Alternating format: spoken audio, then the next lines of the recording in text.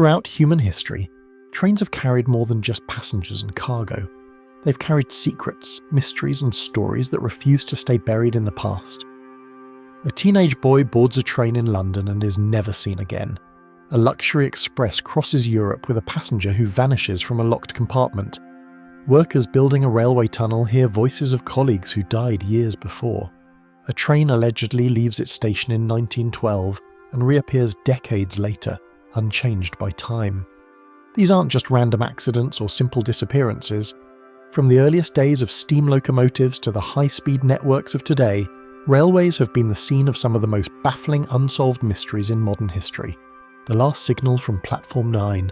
The afternoon rush hour at King's Cross Station on November 5, 1979, was like any other Monday in London.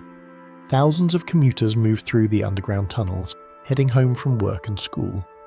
Among them was 15-year-old Martin Allen, a quiet teenager from North London making what should have been a routine journey home from his comprehensive school in Islington. Martin had told his friends he planned to visit his older brother Kevin that evening. It was Guy Fawkes night, and the city was alive with anticipation for the fireworks displays that would light up London's sky after dark. But Martin Allen would never see those fireworks. Somewhere between Platform 9 and his destination, he vanished without a trace, sparking one of Britain's most enduring missing person cases. The discovery of this mystery began not with police reports or frantic family searches, but with the growing concern of a brother waiting for a visit that never came. Kevin Allen expected his younger sibling to arrive at his flat in Notting Hill that evening. When Martin failed to appear and didn't call, Kevin initially assumed his teenage brother had simply changed his plans. It wasn't until the next morning, when Martin failed to return home to the family's council flat in Islington, that alarm bells began ringing. The Metropolitan Police launched their investigation on November 6, 1979, treating it initially as a routine missing teenager case. Detective Chief Inspector David Vaness was assigned as the principal investigation officer. What seemed like a standard inquiry would soon become one of the longest-running missing person investigations in British history. The first breakthrough came from witness statements collected at King's Cross Station. Multiple people remembered seeing Martin that afternoon, providing investigators with a timeline of his final known movements. Ian Fletcher, a commuter waiting for his train, distinctly recalled seeing a young man matching Martin's description standing on the platform around 4:15 p.m. He was wearing his school uniform, a dark blue jacket and grey trousers, carrying a school bag, but it was the testimony of other witnesses that transformed this from a simple missing person case into something far more sinister. A woman waiting for the Piccadilly line train reported seeing a teenage boy who matched Martin's appearance being approached by an older man on the platform. She described watching as the man appeared to grab the boy's arm in what seemed like an aggressive manner. The investigation team collected statement after statement from commuters who had been at King's Cross that afternoon. The picture that emerged was deeply troubling. Multiple witnesses reported seeing a struggle involving a teenager and an adult male near Platform 9. One witness described seeing a boy being forcibly led away from the platform area, though the description of the adult man varied between accounts. Police began methodically reviewing security footage from the station, though the technology in 1979 was limited compared to modern surveillance systems. The grainy black and white images showed crowds of people moving through the station, but identifying individuals proved nearly impossible. What they could establish was that Martin had definitely entered the station that afternoon, validating the witness accounts. The search expanded beyond King Cross as more witnesses came forward. A woman at Gloucester Road Station reported seeing a distressed teenager being manhandled by an adult male later that same evening. The boy matched Martin's physical description, but the sighting occurred hours after he was last seen at King's Cross, suggesting he might have been taken somewhere else before being moved again. Investigators eliminated over 200 potential suspects during the inquiry. They spoke to more than 50,000 people and collected over 600 witness statements. Every lead was followed, every potential sighting investigated. The police conducted extensive searches of areas around London where a body might have been disposed of, including parks, canals and abandoned buildings. The evidence suggested that Martin Allen had been abducted from King's Cross Station by an unknown adult male. But despite the witness accounts and the extensive investigation, police were unable to identify the perpetrator or determine what happened to Martin after he was taken from the station. One of the most puzzling aspects of the case was how someone could abduct a teenager from one of London's busiest railway stations in broad daylight without being caught. King's Cross was constantly crowded with commuters, yet somehow an abductor managed to take Martin away without anyone intervening or getting a clear enough description to lead to an arrest. As months passed without a breakthrough, the investigation expanded to explore connections with other missing children cases from the same period. Detectives looked into possible links with organised crime groups and examined whether Martin's disappearance might be connected to other unsolved abductions of young people in London during the late 1970s. The case took on new dimensions in later years when investigators began exploring potential connections to historical child abuse allegations. Operation Midland, a Metropolitan Police investigation into claims of a Westminster paedophile ring, examined whether Martin's disappearance might be linked to organised abuse networks operating in London during the 1970s and 1980s. Decades later, advanced forensic techniques were applied to evidence from the original investigation.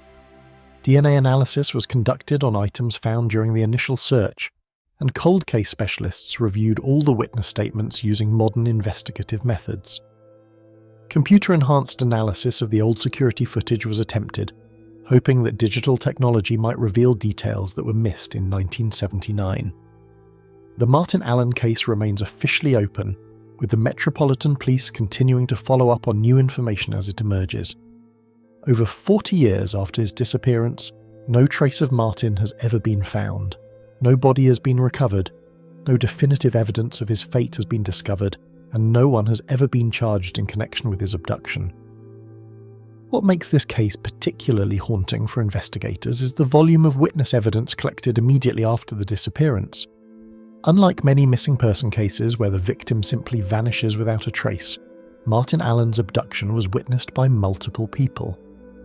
Yet despite all those eyes seeing what happened, the identity of his abductor remains unknown, and the ultimate fate of the 15-year-old schoolboy continues to be one of London's most enduring mysteries: death in the desert. At 1:20 a.m. on October 9, 1995, in the pitch-black Arizona desert, 29 steel spikes were missing from a critical rail joint on the bridge over Gila Bend Wash. 4 cars of Amtrak Sunset Limited, travelling at 50 miles per hour with 248 passengers aboard, launched into the darkness. The locomotive and first car stayed on the tracks, but the rest of the train twisted and plunged 30 feet into the dry riverbed below. In seconds, 1 person was dead, 78 others injured, and the FBI found themselves facing what would become their longest-running domestic terrorism investigation.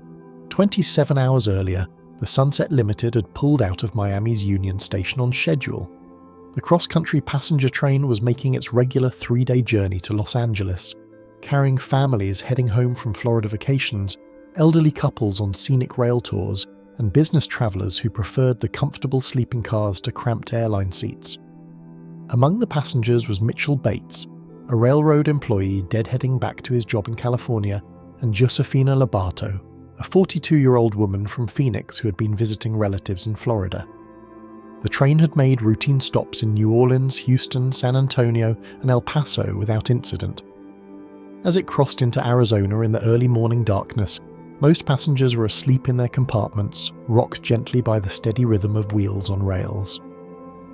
The crew had no reason to expect anything unusual on this familiar stretch of track 60 miles southwest of Phoenix. Engineer Tom Halford was at the controls as the Sunset Limited approached the bridge over Gila Bend Wash at 1:20 a.m. The headlight illuminated the straight track ahead, and everything appeared normal until the moment the locomotive passed over the sabotaged rail joint. The engineer felt a sudden jolt as the trailing cars lost contact with the rails behind him. "I felt the train separate," Halford would later recall. "I looked back and saw sparks flying everywhere." He immediately applied the emergency brakes, but it was too late. 4 passenger cars had already left the rails and were tumbling down the embankment in a chaos of twisted metal and breaking glass. The first car to derail was a coach carrying sleeping passengers. It rolled multiple times down the rocky slope, with seats and luggage flying through the interior. The second car, another coach, landed on its side at the bottom of the wash. A dining car and a sleeping car followed, their heavy steel frames crashing into the desert floor with tremendous force. Inside the cars, passengers were thrown from their seats and beds as the derailment unfolded. Many were injured by flying debris or crushed by shifting furniture and equipment. Josefina Lobato, who had been sleeping in the first coach car, was killed instantly when the car rolled over. Dozens of others suffered broken bones, lacerations and internal injuries as the cars came to rest in the dry riverbed. The surviving crew members and uninjured passengers immediately began rescue efforts in the complete darkness of the desert night. They had no cell phone coverage and were miles from the nearest town. The locomotive engineer radioed for help while passengers and crew worked together to extract injured people from the wreckage, using only flashlights and emergency lanterns. Emergency responders faced significant challenges reaching the remote crash site. The nearest hospital was more than 50 miles away, and the rough desert terrain made access difficult for ambulances and fire trucks. Helicopters were eventually used to transport the most seriously injured victims to trauma centers in Phoenix. As dawn broke over the crash site, federal investigators arrived to begin examining the wreckage. What they discovered immediately changed the nature of the investigation from accident to crime. The rail joint where the derailment occurred showed clear signs of sabotage. 29 steel spikes that should have held the rails in place had been deliberately removed with tools. Even more disturbing was the discovery made near the bridge. Investigators found several typewritten notes scattered in the desert, apparently left by whoever had sabotaged the track. The notes contained anti-government rhetoric criticizing federal law enforcement agencies and referencing the incidents at Ruby Ridge and Waco. They were signed Sons of the Gestapo, a group that neither the FBI nor experts on extremist movements had ever heard of before. The manifesto specifically mentioned the Bureau of Alcohol, Tobacco, Firearms and Explosives and the FBI, calling it an indictment of the ATF and the FBI. The note suggested the derailment was an act of retaliation for what the writers saw as government overreach in high-profile standoffs with anti-government groups. FBI Special Agent Jack Immendorf was assigned to lead the investigation, which was immediately classified as an act of domestic terrorism. The crime scene analysis revealed that the saboteurs had used standard railroad tools to remove the spikes, suggesting either insider knowledge of railway systems or careful planning and research. The investigation team discovered that the sabotage had been carried out with sophisticated understanding of train operations. The perpetrators had chosen a rail joint on a bridge, knowing that trains would be unable to stop in time once the locomotive passed the weakened point. The location was also remote enough to delay emergency response, potentially increasing casualties. Investigators collected hundreds of pieces of evidence from the crash site, including metal fragments, tool marks on the rail spikes, and the typewritten manifestos. The notes were analysed for fingerprints, DNA and clues about the typewriter used to create them. The paper and ink were examined to determine their origin and age. The FBI conducted extensive interviews with railroad employees who had access to the track section, looking for anyone with the knowledge and opportunity to carry out such a precise act of sabotage. They also investigated members of anti-government militia groups and individuals who had made threats against federal agencies following the Ruby Ridge and Waco incidents. Over the following months and years, the investigation expanded to include analysis of similar unsolved crimes and threats. The FBI examined whether the Sons of the Gestapo might be connected to other domestic terrorism incidents or part of a larger anti-government conspiracy. Despite following thousands of leads and interviewing hundreds of suspects, investigators never identified the perpetrators. The Sons of the Gestapo never claimed responsibility for any other crimes, and no similar manifestos appeared in connection with other incidents. The case remains active today, nearly 30 years after the derailment. The FBI continues to offer a reward of up to $310,000 for information leading to the arrest and conviction of those responsible. Modern forensic techniques have been applied to the original evidence as technology has advanced, but no breakthroughs have been achieved. The saboteurs demonstrated detailed knowledge of railroad operations and succeeded in derailing a passenger train exactly as planned, yet they left behind only cryptic political rhetoric and vanished without a trace. The investigation has consumed tens of thousands of agent hours and followed leads across the country, but the identity of the Sons of the Gestapo remains as much a mystery today as it was in the Arizona desert on that dark October morning in 1995. The Butcher of Brooklyn. Sometimes the monsters we fear most live right across the street. They wave good morning from their front stoops, share cigarettes on the corner, and know your family's daily routines better than you do. For 19-year-old Rashawn Brazel, that monster had a name: Kwauhuru Govan, his own cousin who lived just yards away from the Brazel family home on Gates Avenue in Brooklyn's Bushwick neighborhood. On Valentine's Day, morning in 2005, Rashawn Brazel kissed his mother Desire goodbye and stepped out into the crisp February air. The aspiring medical student had plans that seemed ordinary enough for a Tuesday. He was going to meet a friend, maybe catch up on some studying and be home for dinner. Desire Brazel watched her son walk down Gates Avenue, his tall frame disappearing around the corner toward the subway station. It was the last time she would ever see him whole. Rashawn had always been the pride of the Brazel household. At 19, he was studying to become a healthcare professional, working part-time jobs to help with expenses, and maintaining the kind of steady focus on his future that made his mother beam with pride. Friends described him as soft-spoken but friendly, the type of young man who helped elderly neighbours with their groceries and remembered to call his relatives on their birthdays. In a neighbourhood where many young men struggled to find their path, Rashawn seemed to have his life mapped out with purpose and determination. Across the street from the Brazel home lived Kwauhuru Govan, a man whose life had taken a dramatically different trajectory. At 27 years old, Govan had already accumulated a lengthy criminal record including charges for assault, robbery and drug offences.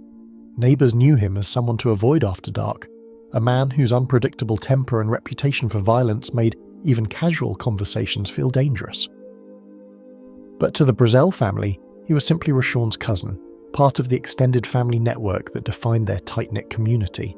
What Desire Brazel didn't know as she watched her son disappear that morning was that Kwauhuru Govan had been watching too. According to witness accounts that would emerge years later, Govan approached Rashawn somewhere near the Gates Avenue subway station. The two men were seen together entering the subway system, cousins who appeared to be having a normal conversation as they descended into the underground tunnels of New York's transit network. 3 days passed without word from Rashawn. Desire Brazel called his friends, contacted his part-time employer, and checked with relatives throughout Brooklyn. No one had seen or heard from her son since Valentine's Day morning. The young man who never missed class and always called home if his plans changed had simply vanished without explanation. By Friday, February 17th, Desire was frantic with worry, filing a missing person report with the NYPD and organising search parties to comb through Bushwick's streets and subway stations. That same Friday morning, Metropolitan Transportation Authority workers performing routine maintenance in an A-train tunnel in Brooklyn made a discovery that would haunt them for the rest of their lives. Hidden among the debris and shadows of the subway system were several black plastic bags containing human remains. The dismembered body parts belonged to a young African-American male, carefully separated and packaged as if by someone with knowledge of anatomy or butchering techniques. The medical examiner's office worked quickly to identify the victim through dental records and DNA analysis. Within hours, Desire Brazel received the phone call that shattered her world forever. The remains found in the subway tunnel were those of her son Rashawn. He had been murdered, dismembered, and scattered through the underground passages where he had last been seen alive. Detective William Courtney of the NYPD's 81st Precinct took charge of the investigation into Rashawn's murder. The brutality of the crime suggested someone with both the physical capability to overpower a healthy 19-year-old man and the psychological detachment needed to dismember a human body. The location of the remains, spread through multiple subway tunnels, indicated intimate knowledge of the transit system's layout and maintenance schedules. As Courtney and his team canvassed the neighbourhood around Gates Avenue, they spoke with dozens of residents about Rashawn's final days. Multiple witnesses recalled seeing the young man with an older male on Valentine's Day, but initial descriptions were vague and contradictory. Some remembered seeing Rashawn talking with a man near the subway entrance, while others thought they had observed him with someone in the station itself. The investigation consumed Desire Brazel's life in the months that followed. She organised community meetings, distributed flyers with her son's photograph, and met regularly with detectives to review every new lead or potential witness statement. The mother who had lost her child became the driving force behind the search for his killer, refusing to let Rashawn's case fade into the background of New York's overwhelming caseload of unsolved homicides. Years passed without significant progress. Detective Courtney retired, and the case was passed to new investigators who approached it with fresh eyes, but faced the same challenges that had stymied their predecessors. Physical evidence from the crime scene was limited, and witness memories had grown dim with time. The brutal murder that had shocked Bushwick's residents in 2005 became another cold case file gathering dust in a Brooklyn precinct. Kwahuru Govan's name came up periodically during the investigation, but never as more than a peripheral figure. Detectives noted that he lived across the street from the Brazel family and had known Rashawn since childhood, but they found no evidence linking him directly to the murder. Govan continued his pattern of minor arrests and short prison sentences, cycling in and out of the criminal justice system, while his cousin's killer remained free. The breakthrough came in November 2016, when Govan was arrested in Florida on unrelated charges and extradited back to New York to face murder charges in the 2004 killing of 17-year-old Sherebia Thomas. As detectives built their case against Govan for the Thomas murder, they noticed disturbing similarities to Rashawn Brazel's death. Both victims were young, both had been dismembered, and both had lived within blocks of Govern's Gates Avenue residence. Detective Vincent Signoretti, who had inherited the Brazel case, began re-examining every piece of evidence with Govan as his primary suspect. The investigation that had stalled for over a decade suddenly gained new momentum as forensic specialists applied advanced DNA analysis techniques to evidence from the original crime scene. In February 2017, 12 years after Rashawn Brazel's murder, Kwahuru Govan was formally charged with second-degree murder in his cousin's death. The arrest brought a measure of closure to Desire Brazel, but also opened fresh wounds as she confronted the reality that her son's killer had been living across the street all along, watching her grief and participating in family gatherings while harbouring the secret of what he'd done. During court proceedings, Govan's behaviour toward the Brazel family was particularly disturbing. At one hearing, he mouthed the words, "You know I love you," to Desire Brazel as she sat in the victim impact section, a gesture that prosecutor Anna Siga Nicolassi described as chilling manipulation intended to further traumatise the grieving mother. The case against Govan ultimately faced significant challenges in court.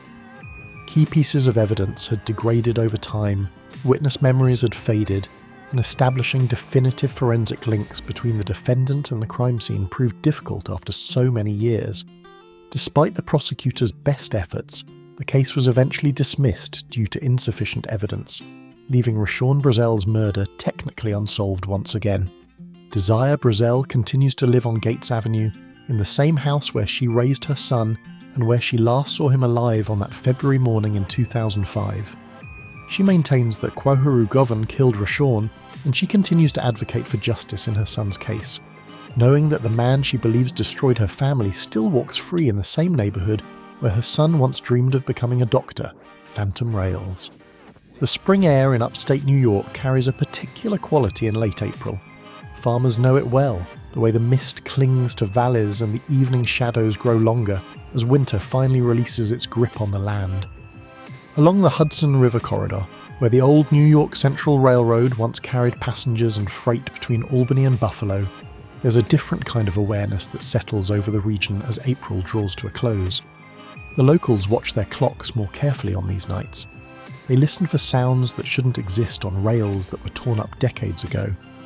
In 1865, the railroad through this region was one of America's busiest transportation arteries. Steam locomotives pulled long trains of passenger cars and freight wagons along gleaming steel rails, connecting New York City to the growing cities of the Great Lakes region. The tracks ran past small farming communities where families gathered at depot platforms to wave at passing trains, children counting cars and marvelling at the mechanical power of the great iron horses that thundered past their homes. On April 26, 1865, one particular train passed through this region, carrying the most precious cargo in American history. The Lincoln funeral train, draped in black mourning bunting and bearing the body of the assassinated president, made its slow and solemn journey from Albany toward Buffalo. Thousands of people lined the tracks to pay their respects, as the 9-car train passed through their communities, many weeping openly as they caught a glimpse of the flag-draped coffin visible through the funeral car's windows. The train moved at a deliberately slow pace, allowing mourners time to gather and say farewell to their fallen leader. In small towns along the route, church bells tolled as the locomotive approached. Factory whistles blew in tribute. Families stood in their yards with heads bowed as the black-draped cars rolled past. The only sounds, the rhythmic clicking of wheels on rails and the mournful wail of the locomotive's whistle echoing across the countryside. By 1872, just 7 years after Lincoln's death, something strange began happening along this same route. Railroad workers reported unusual occurrences on late April nights, phenomena that defied explanation but occurred with disturbing regularity. Telegraph operators working the night shift started noticing that their equipment would suddenly go silent on certain evenings, as if all electrical activity along the line had mysteriously ceased. The first documented account appeared in the Albany Evening Times that year, based on an interview with a veteran railroad conductor. The man, identified only as an old employee of the road, described what he claimed to have witnessed multiple times on the anniversary of Lincoln's funeral train passage. According to his testimony, a phantom locomotive would appear on the tracks, pulling cars that seemed to be made of shadow and mist rather than solid steel and wood.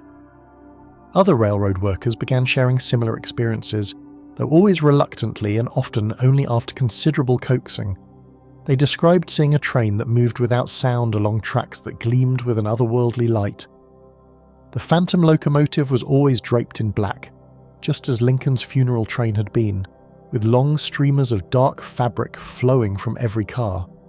But it was the details that made these accounts particularly unsettling.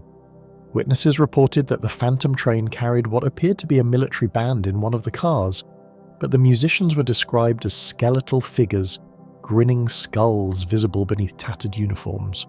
The music they played could barely be heard, a faint and mournful melody that seemed to drift on the wind rather than carry through the air like normal sound. Some claimed to see the silhouette of a tall, thin man standing in the doorway of one car, his distinctive profile unmistakable even in the ghostly light. The most disturbing aspect of these sightings involved the effect the phantom train had on mechanical devices. Pocket watches carried by railroad workers would stop the moment the ghostly locomotive came into view. Station clocks would freeze, their hands refusing to move until the apparition had passed completely from sight. Telegraph keys would fall silent, unable to send or receive messages as long as the phantom train remained visible on the tracks. In communities along the route, residents began reporting similar phenomena on late April nights. Families would notice that their mantel clocks had stopped sometime during the evening, always around the same time the railroad workers claimed to have seen their phantom train. Dogs would howl and horses would become agitated, sensing something in the air that their human companions could not detect. The sightings followed a consistent pattern that made them even more unnerving. The phantom train always appeared on the anniversary date of Lincoln's funeral procession, travelling the exact same route at approximately the same time of evening. Witnesses described the same sequence of events. First, an unnatural silence would fall over the landscape, as if all normal nighttime sounds had been muffled. Then, a faint light would appear far down the tracks, growing brighter as it approached. As the phantom locomotive drew nearer, observers could make out more details of its otherworldly passengers. In addition to the skeletal band, witnesses reported seeing crowds of ghostly figures standing on the platforms of each car, all dressed in the mourning clothes typical of the 1860s. Some claimed to recognize faces in the crowd, deceased relatives and friends who had died during the Civil War years, apparently drawn to join Lincoln's eternal journey. The funeral car itself, according to these accounts, was always illuminated from within by a soft blue-white light that seemed to have no earthly source. Through the windows, witnesses could see the outline of a coffin, draped with an American flag, surrounded by floral arrangements that appeared to be made of the same ethereal light as the train itself. Sometimes, observers claimed to see a tall figure in a stovepipe hat standing vigil beside the casket, his face hidden in shadow. What made these sightings particularly credible to those who heard them was the number of independent witnesses who reported identical details.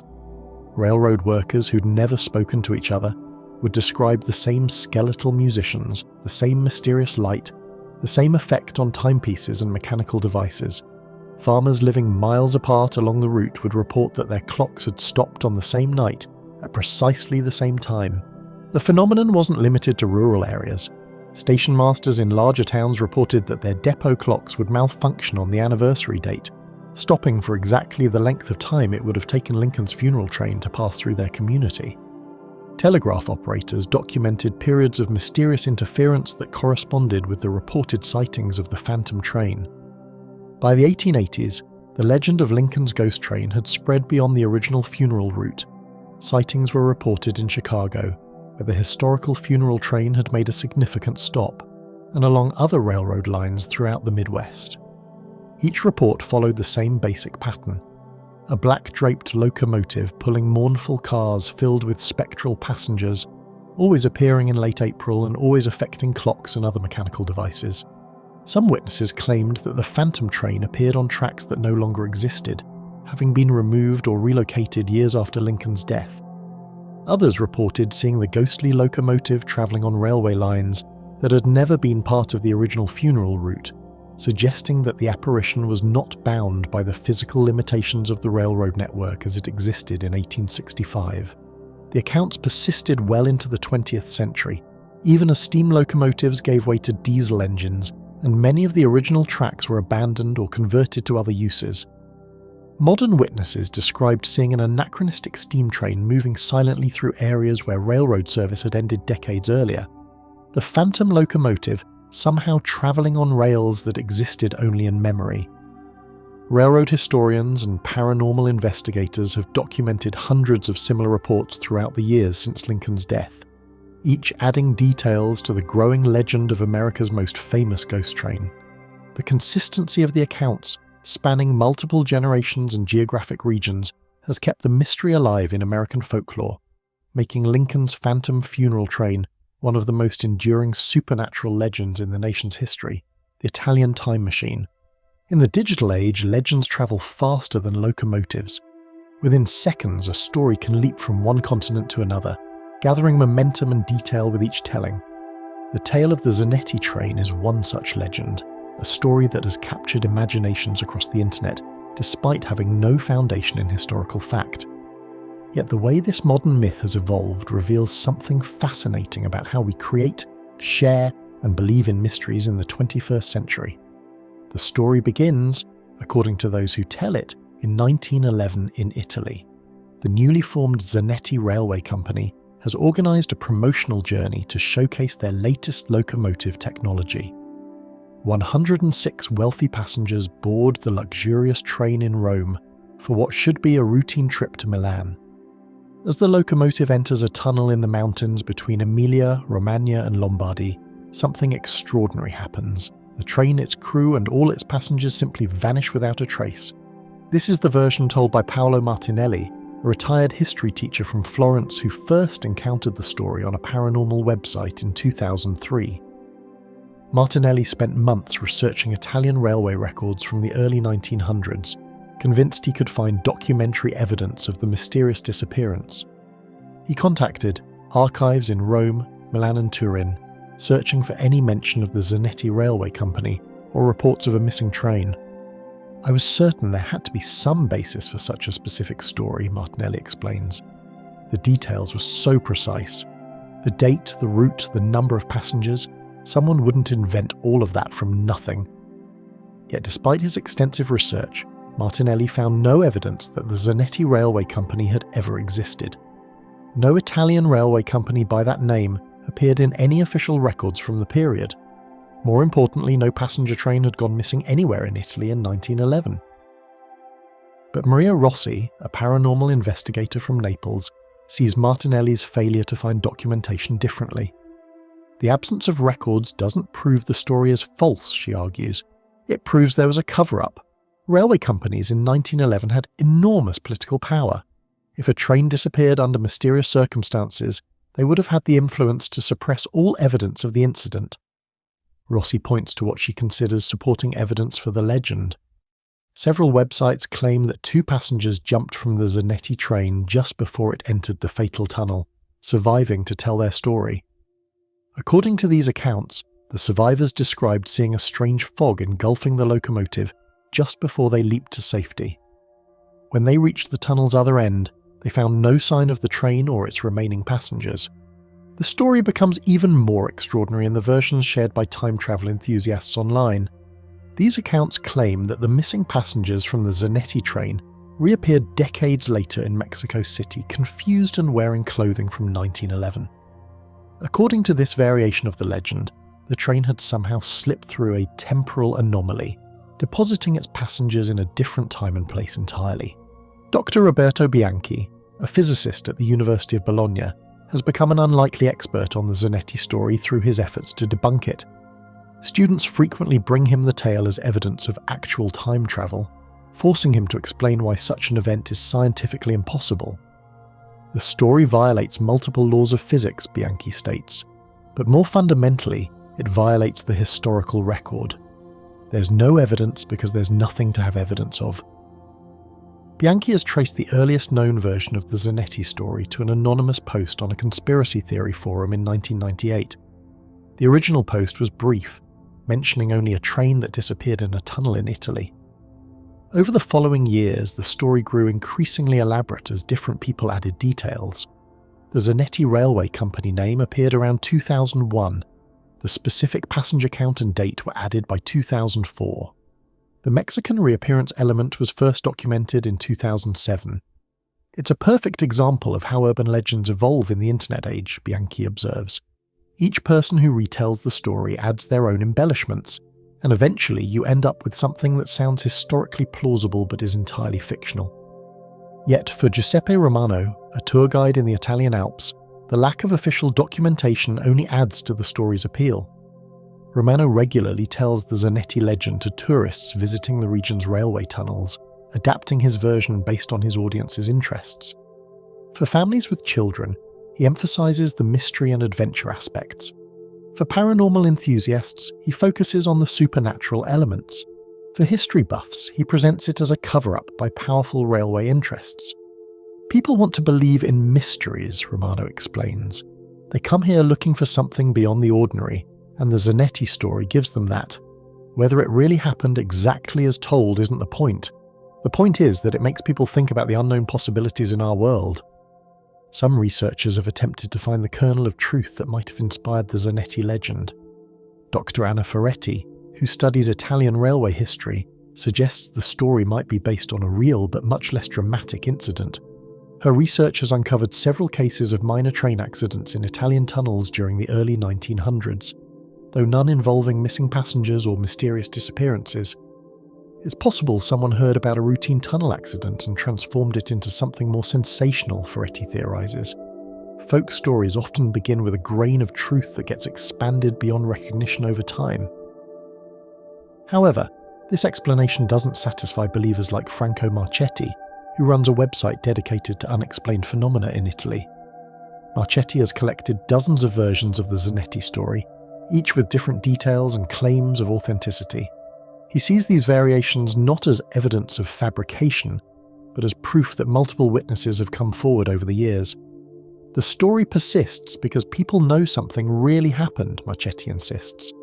The details might vary because witnesses remember things differently, or because the authorities have confused the official record, but the core truth remains: a train and its passengers vanished in 1911, and that disappearance was covered up. The Zanetti story has found new life on social media platforms, where it's regularly shared as a true mystery or historical fact. Each sharing often includes additional details or claims of newly discovered evidence. Some posts feature photographs of old steam locomotives, presented as images of the actual Zanetti train, though reverse image searches typically reveal these to be unrelated historical photographs. Modern fact-checking websites have repeatedly debunked the Zanetti story, but these debunking efforts often have little impact on the legend's spread. Believers dismiss the fact-checkers as part of the cover-up, while casual sharers rarely check the accuracy of intriguing stories before passing them along to their networks. The persistence of the Zanetti legend illustrates how modern myth-making operates. Unlike traditional folklore, which evolved slowly through oral tradition, Internet legends can develop and spread globally within years or even months. The story gains apparent credibility through repetition rather than verification, with each retelling adding to its seeming authenticity. For skeptics like Dr. Bianchi, the Zanetti story serves as a cautionary tale about information verification in the digital age.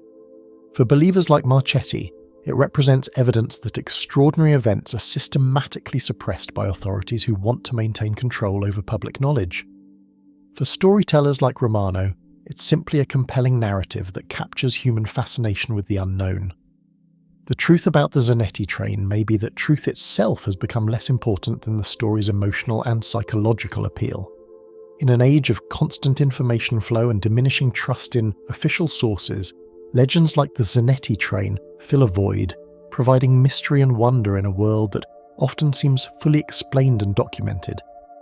Whether the train ever existed may matter less than what its legend reveals about our collective need to believe that somewhere, somehow, the impossible still happens. The light that follows. The Saskatchewan prairie in winter is a place where silence has weight. Snow stretches unbroken to every horizon, creating a landscape so vast and empty that even sound seems to get lost in its immensity. Between the cities of Prince Albert and the small community of St. Louis, the land rolls in gentle waves under an endless sky, broken only by scattered farm buildings and the thin line of what was once a railway corridor. During the day, this stretch of countryside appears unremarkable, just another section of Canada's Great Plains. But when darkness falls and the temperature drops below freezing, something changes in the air along those abandoned tracks. The Canadian National Railway once ran a regular line through this region, carrying passengers and freight between Saskatchewan's northern cities. For decades, the steady rhythm of steel wheels on steel rails provided a comforting soundtrack to life in the rural communities scattered along the route. Farm families would set their clocks by the evening train, children would wave from farmhouse windows as the locomotive passed, and the railway served as a lifeline connecting these isolated prairie settlements to the wider world. The tracks carried more than just commerce and travellers. They bore witness to the harsh realities of railway work in one of the world's most unforgiving climates. Winter temperatures that could drop to 40 degrees below zero, summer storms that turned the sky black in minutes, and the constant danger that came with operating heavy machinery in conditions that could change without warning. Railway workers developed a deep respect for the prairie's power to turn deadly in an instant. Local residents began noticing something unusual shortly after the railway line was abandoned in 1983. People driving the rural roads that paralleled the old track bed started reporting strange lights in the distance, appearing where no lights should exist. At first, these sightings were dismissed as car headlights from distant highways, or the glow from farm equipment working late into the evening. But the reports became more frequent and more detailed, describing a bright light that moved along the abandoned railway corridor in ways that defied easy explanation. The phenomenon typically began the same way. Observers would notice a faint glow on the horizon, often mistaking it initially for the headlight of an approaching vehicle. But as they watched, the light would grow brighter and more distinct, moving with a steady, purposeful motion that didn't match the irregular pattern of automobile traffic. The light appeared to follow the exact path of the old railway line, maintaining the same speed and direction that trains had once used when travelling this route. Margaret Thiessen was one of the first people to report a close encounter with what locals began calling the St. Louis Light. Driving home from Prince Albert on a cold November evening in 1984, she noticed a bright white glow ahead of her on the road. "I thought it was another car coming toward me," she recalled. "But as it got closer, I realised it wasn't on the highway at all. It was moving parallel to the road, along where the old train tracks used to be." What Thiessen described next would become a common element in witness accounts. The light appeared to be searching, moving in a deliberate pattern as if looking for something along the abandoned railway corridor. It would pause at certain locations, grow brighter for several minutes, then continue its journey northward toward Prince Albert. Most unsettling of all, the light seemed aware of observers, sometimes changing direction or intensity when people tried to approach it for a closer look. As word of the phenomenon spread through the region, more witnesses came forward with their own encounters. David Yanko, a local resident, documented several detailed sightings throughout the 1980s and 1990s. His accounts described a light that could appear suddenly without warning, often growing from a faint glow to a brilliant illumination in a matter of seconds. The light's behaviour suggested intelligence, responding to the presence of observers and sometimes appearing to communicate through changes in brightness and movement patterns. The mystery deepened when people began attempting to investigate the light more systematically. Groups of curious residents would drive out to the old railway corridor on clear nights, hoping to document the phenomenon. Many reported success in observing the light, but attempts to approach it directly always ended the same way. As soon as observers left their vehicles or tried to get closer than a few hundred yards, the light would vanish instantly, only to reappear minutes later at a different location along the abandoned tracks. Local teenagers, drawn by the challenge of solving the mystery, began organising expeditions to the railway corridor. They brought cameras, flashlights and walkie-talkies, determined to capture definitive proof of whatever was creating the mysterious illumination. But the light seemed to possess an almost supernatural ability to evade documentation. Photographs would show only empty darkness, video cameras would malfunction at crucial moments, and electronic equipment would drain its batteries with unusual speed. The phenomenon's behaviour became increasingly complex over the years. Witnesses reported that the light would sometimes split into multiple smaller lights, moving in formation along different sections of the abandoned track. Other sightings described the light changing colours, shifting from white to yellow to blue before returning to its typical bright white appearance. Some observers claimed the light would respond to flashlight signals, mimicking the pattern of blinks or flashes directed toward it. Railway workers who had operated trains on the line before its abandonment provided historical context that added another layer of mystery to the sightings. Several retired conductors and engineers recalled unusual incidents from their working days, describing times when their locomotive headlights would inexplicably fail, or when they would observe unexplained lights moving parallel to their trains during night runs. These accounts suggested that whatever was creating the phenomenon might have been present even while the railway was still in active service. The local community developed various theories to explain the mysterious light. Some believed it was a natural phenomenon, possibly related to the electrical activity in the soil or atmospheric conditions unique to the prairie environment. Others suggested more supernatural explanations, connecting the light to tragic events that had occurred along the railway line during its operational years. Stories circulated about railway workers who had died in accidents on the tracks, their spirits allegedly continuing to patrol the line even after death. One particularly persistent legend claimed that the light was connected to a railway employee who had been decapitated in a workplace accident, his lantern continuing to search for his missing head. Another version told of a conductor who had fallen from a moving train during a winter storm, freezing to death along the tracks while trying to signal for help. According to this story, the mysterious light was his lantern, still swinging in an eternal attempt to flag down assistance that never came.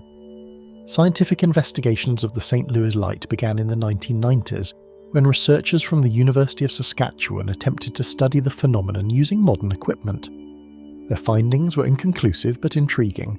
Electromagnetic readings showed unusual activity along the abandoned railway corridor, particularly during times when the light was reported to be visible.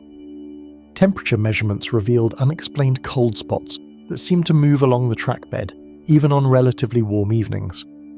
What made the St. Louis light particularly compelling to researchers was its consistency.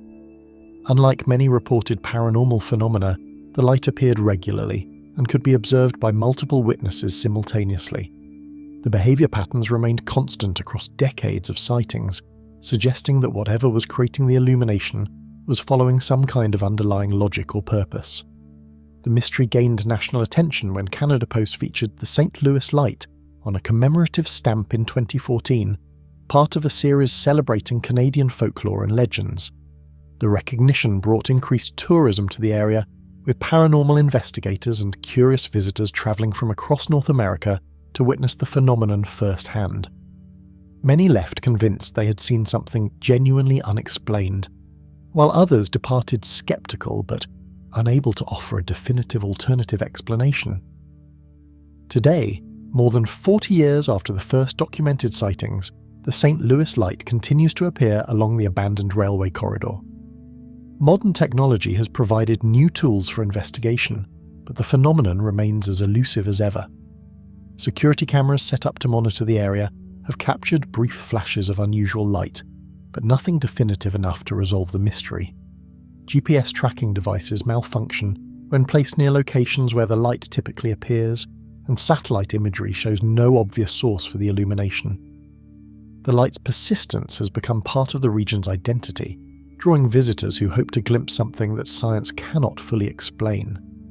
On clear nights along the old railway line between Prince Albert and St. Louis, people still gather to watch for the mysterious glow that moves through the darkness with the steady purpose of a train that refuses to acknowledge its tracks have been removed. When iron met ice, the Tay Bridge in Scotland had been open for just over 18 months when it became the scene of Britain's worst railway disaster of the 19th century. On the evening of December 28, 1879, during one of the most violent storms in recorded Scottish history, 75 people lost their lives in a catastrophe that would transform engineering practices across the world. Yet more than 140 years later, the exact cause of the disaster remains a subject of scientific debate, with new theories challenging the conclusions of the original investigation. The discovery of the disaster came not through screams or explosions, but through an eerie silence. At approximately 7:15 p.m. on that stormy December evening, the signal box at the north end of the Tay Bridge lost all communication with the train that had just entered the bridge from Wormit Station. The 5:20 p.m. express service from Edinburgh to Dundee, carrying 75 passengers and crew, had vanished somewhere in the middle of the nearly 2-mile-long railway bridge that spanned the Firth of Tay. James Robertson, the signalman on duty at the north end of the bridge, had watched the train's headlight disappear into the storm as it entered the bridge's central navigation spans. These 13 high girder sections, standing 88 feet above the water, were designed to allow ships to pass beneath. But as Robertson waited for the agreed-upon signal from the locomotive to confirm its safe passage, no message came through the telegraph system. The investigation began almost immediately when bridge employees realised something was catastrophically wrong. David Stewart, the bridge superintendent, ventured out into the hurricane-force winds to examine the structure. What he discovered in the darkness defied comprehension. The entire central section of the bridge had collapsed into the Firth of Tay, taking the passenger train and all its occupants into the black waters below. Word of the disaster spread rapidly through Scotland and across the British Empire. The Tay Bridge had been hailed as a marvel of Victorian engineering when it opened in 1878, designed by Sir Thomas Bouch and celebrated as the world's longest railway bridge. Queen Victoria herself had crossed the bridge and knighted Bouch for his achievement. Now, that same structure lay in pieces at the bottom of the Scottish estuary. The Board of Trade immediately appointed a court of inquiry to investigate the cause of the collapse. The three-man commission was led by Henry Rothery, the Chief Inspector of Wrecks, along with Colonel William Yolland and William Henry Barlow, both respected civil engineers. Their investigation would span 6 months and examine every aspect of the bridge's design, construction and operation. The inquiry began by establishing the basic facts of the disaster. The train that fell with the bridge was the regular 5:20 p.m. service from Edinburgh, operated by North British Railway locomotive number 224, a 440 engine built in 1871. The passenger cars included a first-class carriage, 2 second-class carriages, a third-class carriage, and a brake van. All 75 people aboard perished when the bridge collapsed, making it the deadliest railway accident in Scottish history. Weather conditions on the night of December the 28th became a central focus of the investigation. Multiple witnesses testified to the exceptional violence of the storm that struck the region that evening. Wind speed measurements were limited by the technology of the time, but estimates suggested gusts exceeded 80 miles per hour. The Tay Bridge Observatory recorded a maximum wind speed of 120 miles per hour during the height of the storm, though the accuracy of this measurement remained disputed. As investigators examined the wreckage recovered from the Firth of Tay, they discovered troubling evidence about the bridge's construction quality. The cast iron components showed signs of manufacturing defects, including air bubbles, slag inclusions, and uneven thickness. Many of the lugs that connected the bridge's girders had fractured in ways that suggested pre-existing weaknesses in the metal structure. Thomas Bouch, the bridge's designer, faced intensive questioning about his engineering calculations and design choices.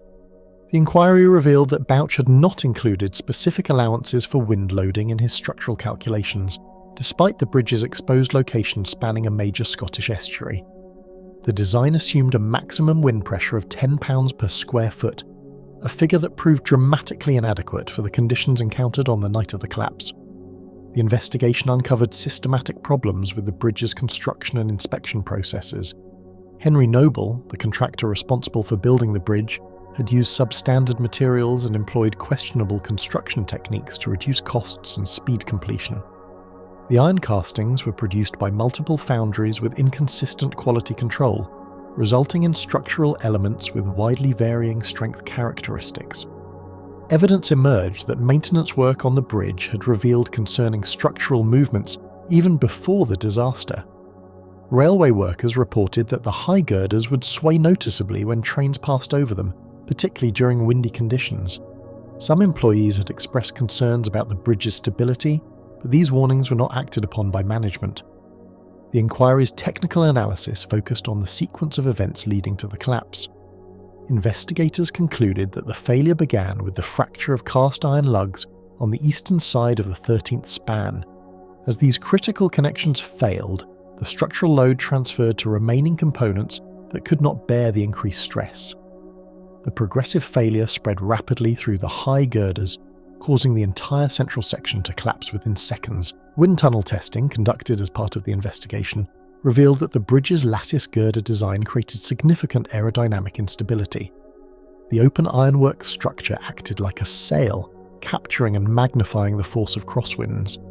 This effect was particularly pronounced on the high navigation spans, where the girders stood fully exposed to the storm's fury. The Court of Inquiry delivered its final report in June 1880, concluding that the bridge collapse resulted from a combination of factors including inadequate design for wind loading, poor quality materials, and substandard construction practices. The report placed primary responsibility on Thomas Bouch, stating that his design was badly conceived, badly constructed, and badly maintained. However, modern forensic analysis has challenged aspects of the original inquiry's conclusions. Computer modelling conducted in recent decades suggests that the bridge might have survived the wind loading if the cast iron components had been manufactured to proper specifications. Some researchers argue that material defects, rather than design flaws, were the primary cause of the structural failure. Questions about the inquiry's fairness have also emerged over time. Thomas Bouch was not provided with legal representation during the proceedings, despite facing accusations that would destroy his career and reputation. Some historians suggest that the Board of Trade, which had approved the original bridge design, may have been motivated to shift blame away from their own regulatory failures. The investigation's impact on railway engineering was profound and immediate. New standards were established for wind loading calculations, material testing, and structural inspection procedures. The replacement Tay Bridge, completed in 1887, incorporated safety margins and design features that directly addressed the failures identified in the disaster investigation. Yet significant mysteries persist about the exact sequence of events on December 28, 1879. No survivors witnessed the moment of collapse, and the physical evidence recovered from the river bottom was incomplete and damaged. Modern structural analysis suggests multiple possible failure scenarios, each supported by different interpretations of the available evidence. The role of the approaching train in the bridge's collapse remains particularly contentious among researchers. Some theories suggest that the dynamic loading from the locomotive and cars contributed to the structural failure, while others argue that the wind forces alone were sufficient to cause the collapse. The interaction between these forces under extreme weather conditions continues to challenge engineers and investigators. Recent studies using advanced materials science techniques have revealed new information about the cast iron used in the bridge's construction. Analysis of surviving bridge components shows evidence of manufacturing processes that created internal stresses and weaknesses not detectable by 19th century inspection methods. These findings suggest that the bridge may have been doomed to fail regardless of the wind conditions on that December night. The Tay Bridge disaster investigation established precedents for forensic engineering that continue to influence accident inquiries today. The systematic collection of physical evidence, witness testimony, and technical analysis became the standard approach for investigating structural failures. Yet the case also demonstrates the limitations of investigations conducted with the technology and knowledge available at the time of the disaster. The Ashtabula question. At 7:28 p.m. on December 29, 1876, locomotive engineer Dan Maguire felt the Ashtabula River Bridge begin to collapse beneath his train. In the driving blizzard, with the Pacific Express carrying 159 passengers across the 70-foot chasm, Maguire made a split-second decision that would save his own life and fuel a controversy lasting more than a century. He opened the throttle wide and gunned his locomotive forward, desperate to reach solid ground before the bridge gave way completely. The lead engine and tender made it across. Everything behind them fell 70 feet into the frozen creek below, erupting in flames that lit up the Ohio night and claimed 92 lives in what became America's deadliest train disaster of the 19th century. But the real mystery of Ashtabula wasn't the bridge collapse itself. It was what had caused it, and whether the disaster could have been prevented.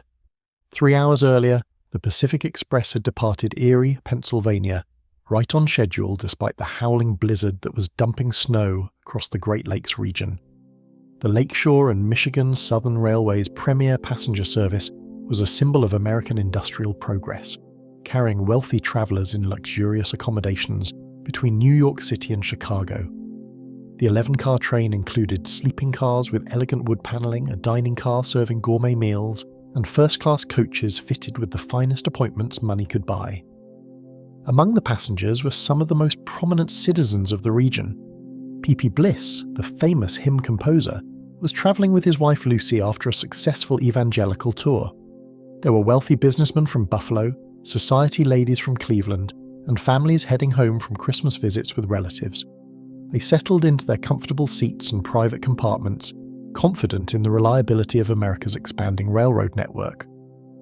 The train was operating under the command of conductor William Tabor, a veteran railroader with years of experience running passenger services in all kinds of weather. As they approached Ashtabula in the early evening darkness, Tabor would have been monitoring the train's progress carefully, knowing that the bridge crossing required extra caution during winter storms due to the high winds that could sweep across the river valley. The Ashtabula River Bridge had been built in 1865, designed by Amasa Stone, the president and principal owner of the Lakeshore and Michigan Southern Railway. Stone was a successful industrialist who had made his fortune in railroad construction, but he was not a trained engineer. His bridge design used what was called the Howe Truss system, a configuration of iron and wood members that had proved successful in smaller structures but had never been tested on a span as long as the 150-foot crossing at Ashtabula. From the beginning, there had been concerns about Stone's design. When the bridge was first constructed, it sagged 6 inches when the temporary wooden supports were removed, a clear indication that the structure was experiencing stress beyond normal engineering tolerances. Railroad workers reported that the bridge would sway noticeably when trains crossed it, particularly during windy conditions. Some employees had expressed concerns about the bridge's stability, but these warnings were dismissed by company management. Charles Collins, the railroad's bridge inspector, had examined the Ashtabula structure just 10 days before the disaster. His inspection report, which would become a crucial piece of evidence in the subsequent investigation, noted some minor issues but concluded that the bridge was safe for continued use. Collins would later claim that he had found no structural problems that would have suggested an imminent failure. As the Pacific Express approached the bridge that snowy evening, Dan Maguire was at the throttle of the lead locomotive, with fireman Job Folsom maintaining the steam pressure needed to pull the heavy train through the storm. Maguire was an experienced engineer who had crossed the Ashtabula Bridge hundreds of times during his career. He knew the sound and feel of a healthy structure, and he was familiar with the normal vibrations that occurred when a heavy train passed over the iron spans. What happened next would be debated by engineers, investigators, and legal experts for decades.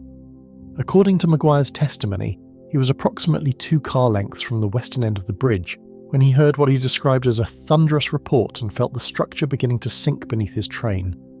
His immediate response was to open the throttle fully, attempting to get his locomotive across the collapsing span before it fell completely. The bridge failure occurred in sections, with the eastern end collapsing first and the structural failure progressing westward as each span lost its support.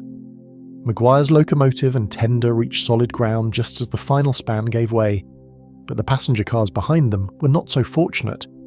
10 cars plunged into the creek below, their wooden construction splintering on impact and immediately catching fire from the coal stoves and oil lamps that provided heat and light for the passengers. The investigation that followed would become one of the most contentious engineering inquiries of the 19th century. Ohio appointed a coroner's jury to examine the cause of the collapse, while the railroad company conducted its own investigation. The conclusions reached by these two groups would differ dramatically, creating a controversy that persists to this day. The coroner's jury, led by Dr. J.B. Jewett, spent weeks examining the wreckage and interviewing witnesses. Their findings were damning. The jury concluded that the bridge had been poorly designed, inadequately constructed, and improperly inspected. They placed primary responsibility on Amasa Stone, whose Howe truss design they characterized as fundamentally flawed for a structure of this size and loading. The jury's report noted that the bridge's iron components showed signs of fatigue and stress concentration that should have been detected during regular inspections. They criticized Charles Collins for his failure to identify these problems during his examination just days before the collapse. Most significantly, they concluded that the disaster could have been prevented if proper engineering practices had been followed during the bridge's design and construction. But the railroad company's investigation reached entirely different conclusions. Their engineers argued that the bridge collapse was caused by an extraordinary combination of factors that could not have been anticipated. The extreme cold that made the metal brittle, the high winds from the blizzard that created unusual stress patterns, and the dynamic loading from the train's passage that exceeded the structure's design limits. According to this theory, no amount of inspection or maintenance could have prevented the disaster under such exceptional circumstances. The railroad's investigators also questioned the credibility of some witness testimony, particularly Dan McGuire's account of hearing a thunderous report before the collapse began. They suggested that McGuire might have misremembered the sequence of events due to the trauma of the experience, and that the locomotive's weight might have been the final factor that triggered the structural failure. Modern forensic analysis has raised additional questions about the disaster's cause. Computer modelling of the bridge structure suggests that the Howe truss design, while not optimal, should have been capable of supporting the train's weight under normal conditions. Some researchers theorise that a fatigue crack in one of the critical iron members may have been the initiating factor, causing a progressive failure that spread through the entire structure in seconds. The controversy intensified when investigators discovered that Amasa Stone had received warnings about his bridge design from other engineers during its construction. Several prominent structural engineers had advised against using the Howe truss system for such a long span, recommending instead more proven designs that had been successfully employed on similar railroad bridges. Stone had rejected this advice, apparently motivated by cost considerations and his confidence in his own engineering judgment. The human cost of these disputed engineering decisions became tragically clear in the aftermath of the collapse. Rescue workers who reached the scene found a scene of unprecedented carnage.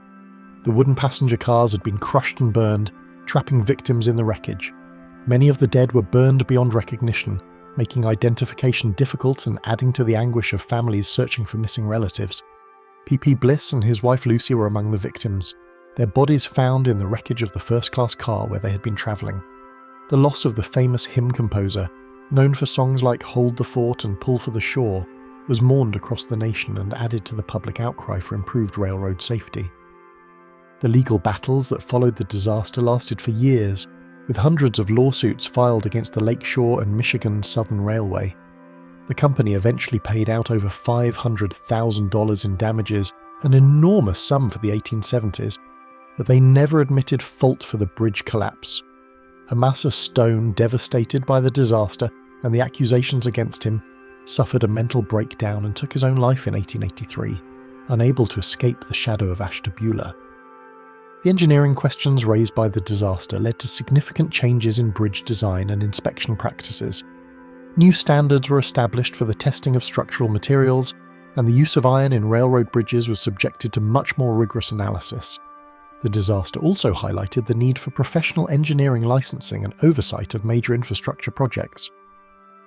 Yet more than 140 years later, the exact cause of the Ashtabula Bridge collapse remains a subject of scholarly debate.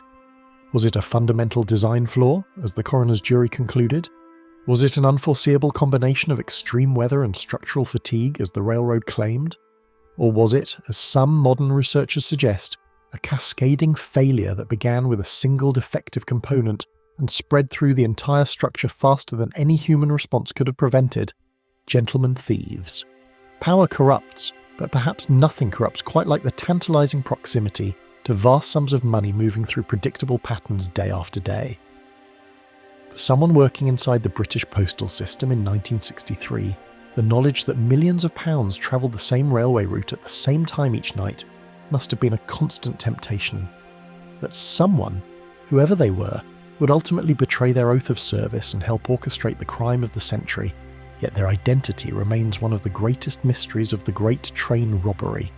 Bruce Reynolds sat in his antique shop in Putney, South London, in the spring of 1963, surrounded by the trappings of respectability, but dreaming of something far more ambitious than his small-time criminal enterprises. At 31, Reynolds was already a veteran of London's underworld, known for his intelligence, his careful planning, and his ability to recruit the right men for complex jobs. But he had never attempted anything like what was beginning to form in his mind as he studied the information that had come to him through criminal contacts about a particular train that ran from Glasgow to London every night. The intelligence Reynolds received was remarkably detailed and could only have come from someone with intimate knowledge of Royal Mail operations. The informant knew that the overnight Glasgow to London mail train carried massive amounts of cash during certain periods, particularly in early August when banks were sending money south to meet holiday demand.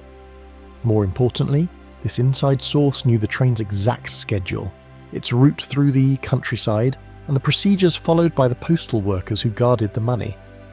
Reynolds understood that the success of any major robbery depended on having reliable information from someone on the inside. The man he needed was someone who worked for the post office, someone who had access to the details about cash shipments, someone who could tell him exactly when the train would be carrying its largest haul. That person existed, but their identity would remain one of the most closely guarded secrets in British criminal history.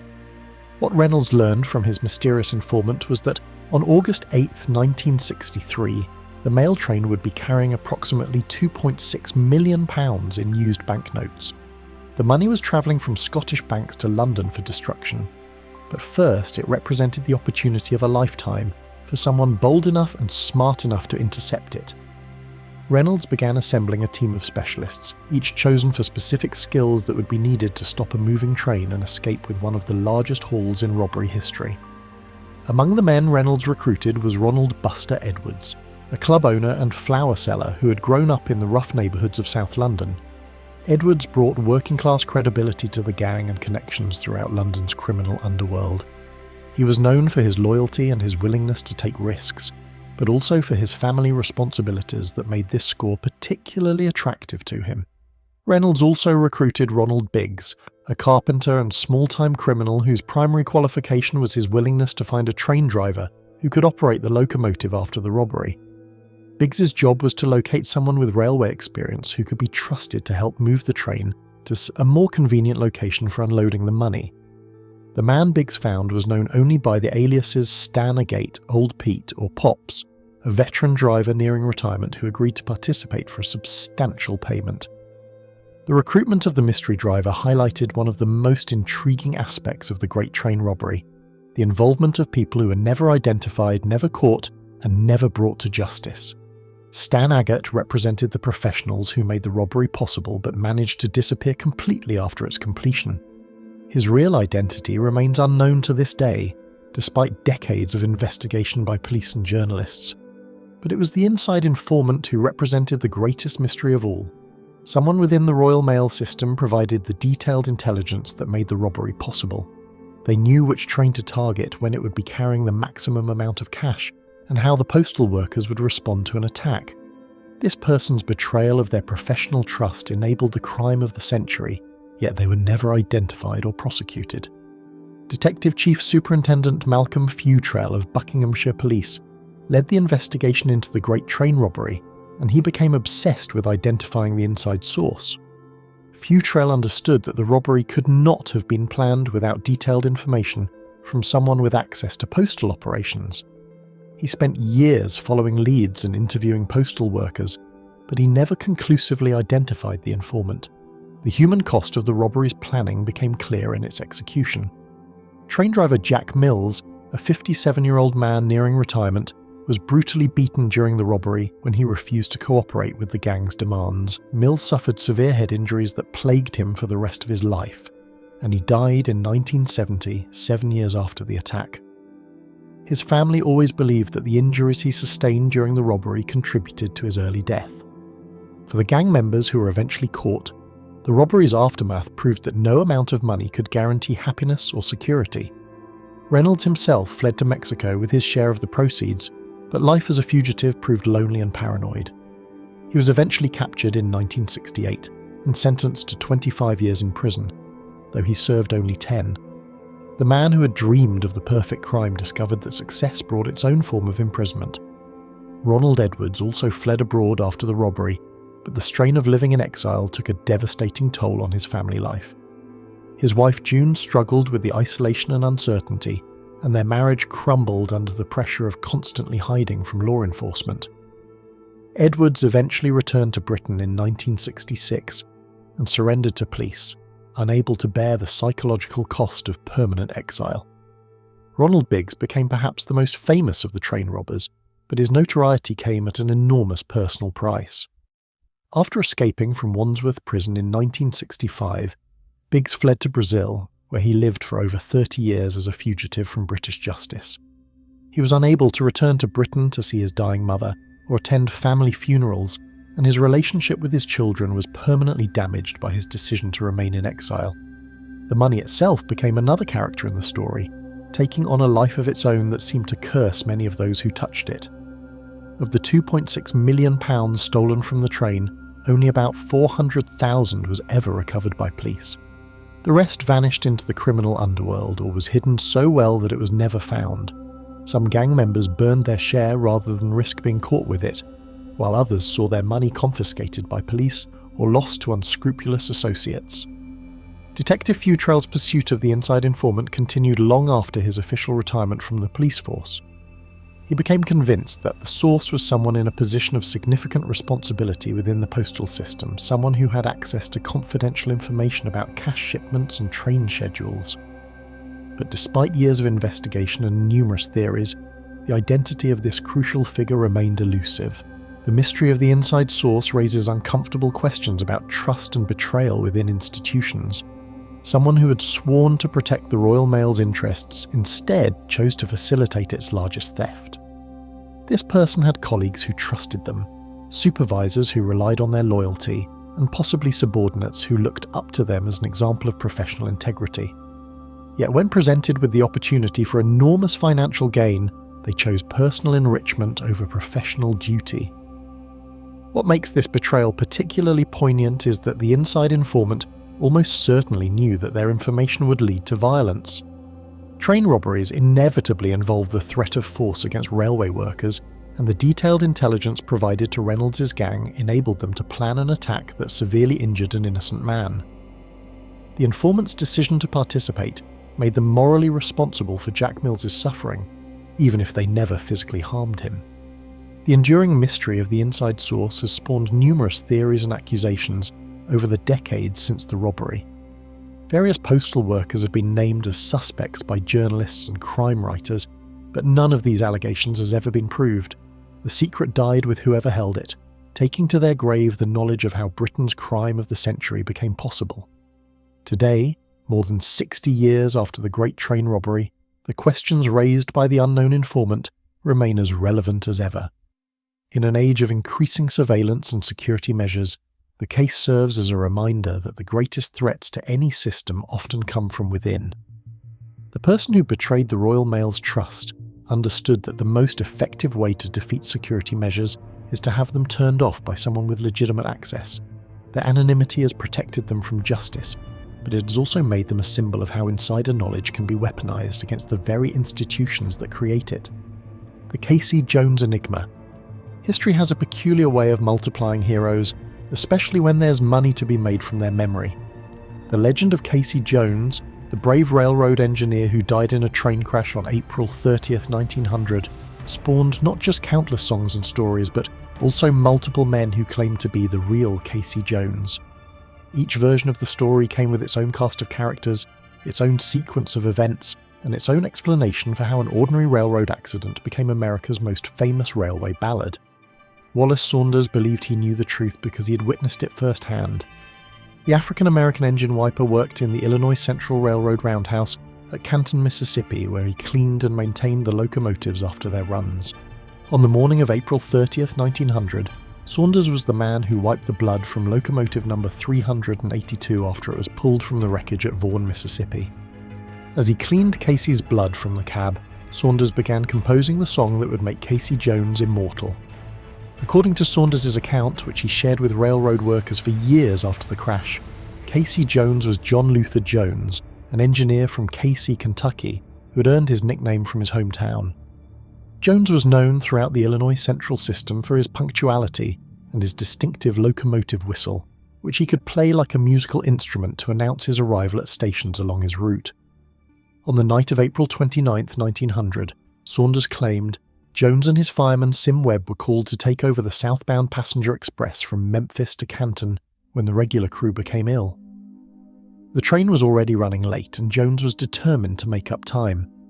As they approached Vaughan around 3:52 a.m, they encountered a freight train that was supposed to have cleared the main line but was still occupying the track due to air brake problems. Webb, according to this version, jumped from the locomotive when he saw the collision was inevitable, but Jones stayed at his throttle, applying the brakes and blowing his whistle to warn anyone who might be in the freight cars ahead. When the wreckage was cleared, Jones was found dead in his cab, one hand on the brake lever and the other on the whistle cord. His heroic action had reduced the train's speed from 75 miles per hour to about 35, saving the lives of all the passengers aboard. But Saunders' version of events faced immediate challenges from other witnesses who claimed to know what really happened that night. The official Illinois Central Railroad investigation, conducted by company officials who interviewed surviving crew members and examined the wreckage, presented a significantly different account of the accident and Jones's role in it. According to the railroad's investigation, led by Superintendent A.S. Sullivan, the accident was primarily caused by Jones's failure to heed warning signals and his excessive speed through a section of track where he should have proceeded with caution. The official report suggested that Jones had been negligent in his duties and that his death was the result of his own poor judgment rather than heroic sacrifice. The company's version painted Jones as a reckless engineer who regularly violated speed limits and safety protocols in his obsession with maintaining his train schedules. Several railroad supervisors testified that they had previously reprimanded Jones for his excessive speeds and his tendency to ignore signal warnings. In this account, Jones's death was a predictable consequence of his dangerous operating practices, not the tragic end of a heroic attempt to save lives. This official narrative was contradicted by J.W. Mackenzie, the conductor of the freight train that was struck by Jones's locomotive. Mackenzie, who survived the collision with serious injuries, provided yet another version of the events leading up to the crash. According to Mackenzie, his freight train had been properly positioned on a siding to allow the passenger express to pass, but mechanical problems with their air brakes prevented them from clearing the main line completely. Mackenzie claimed that his crew had followed proper procedures by sending flagman Sam Webb back down the track to warn any approaching trains about their situation. But on that foggy night, with visibility limited to just a few yards, Webb's warning signals were ineffective. Mackenzie insisted that Jones could not have seen the danger until it was too late to avoid the collision, regardless of his speed or attention to duty. The confusion about what really happened was compounded by the emergence of different men who claimed to be eyewitnesses to Casey Jones's final moments. A railroad telegrapher named R.E. Foote claimed he had been in communication with Jones's train just minutes before the crash, and that Jones had acknowledged receiving proper warning signals. But Foote's account was disputed by other telegraph operators who said their records showed no such communication. Even more puzzling was the appearance of multiple men who claimed to have been the fireman Sim Webb, who allegedly jumped from Jones's locomotive before the crash. At least 3 different railroad workers came forward over the years claiming to have been Jones's fireman that night, each providing different details about the sequence of events and Jones's final actions. The proliferation of conflicting accounts was further complicated by the commercial success of the Casey Jones ballad. After Wallace Saunders's original song became popular among railroad workers, professional songwriters Lawrence Siebert and Eddie Newton rewrote it as Casey Jones, the Brave Engineer, which was published in 1909 and became a nationwide hit. The published version embellished Saunders's account with additional heroic details that had no basis in any witness testimony. The success of the published song created financial incentives for people to claim connections to the Casey Jones story. Several men came forward claiming to be the real Casey Jones, including railroad engineers from other parts of the country who shared the nickname and had experienced their own near-miss accidents. These pretenders often provided elaborate stories about their heroic actions that bore striking similarities to the published ballad.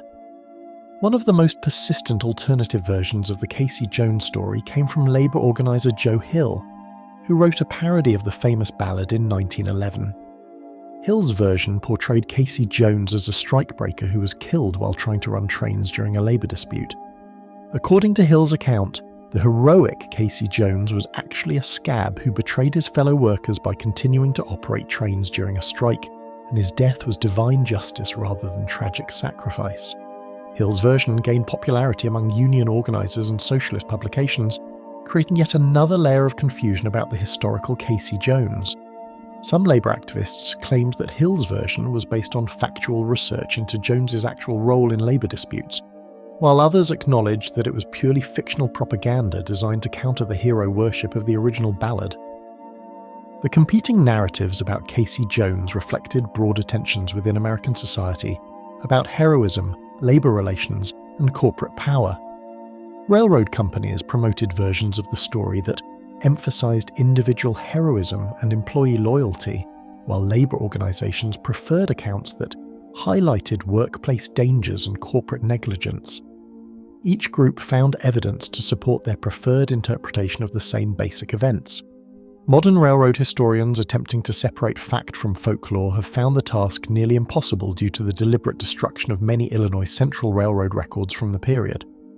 Company officials apparently ordered the destruction of documents related to the Casey Jones incident in the 1920s, possibly to avoid liability and ongoing lawsuits related to the crash.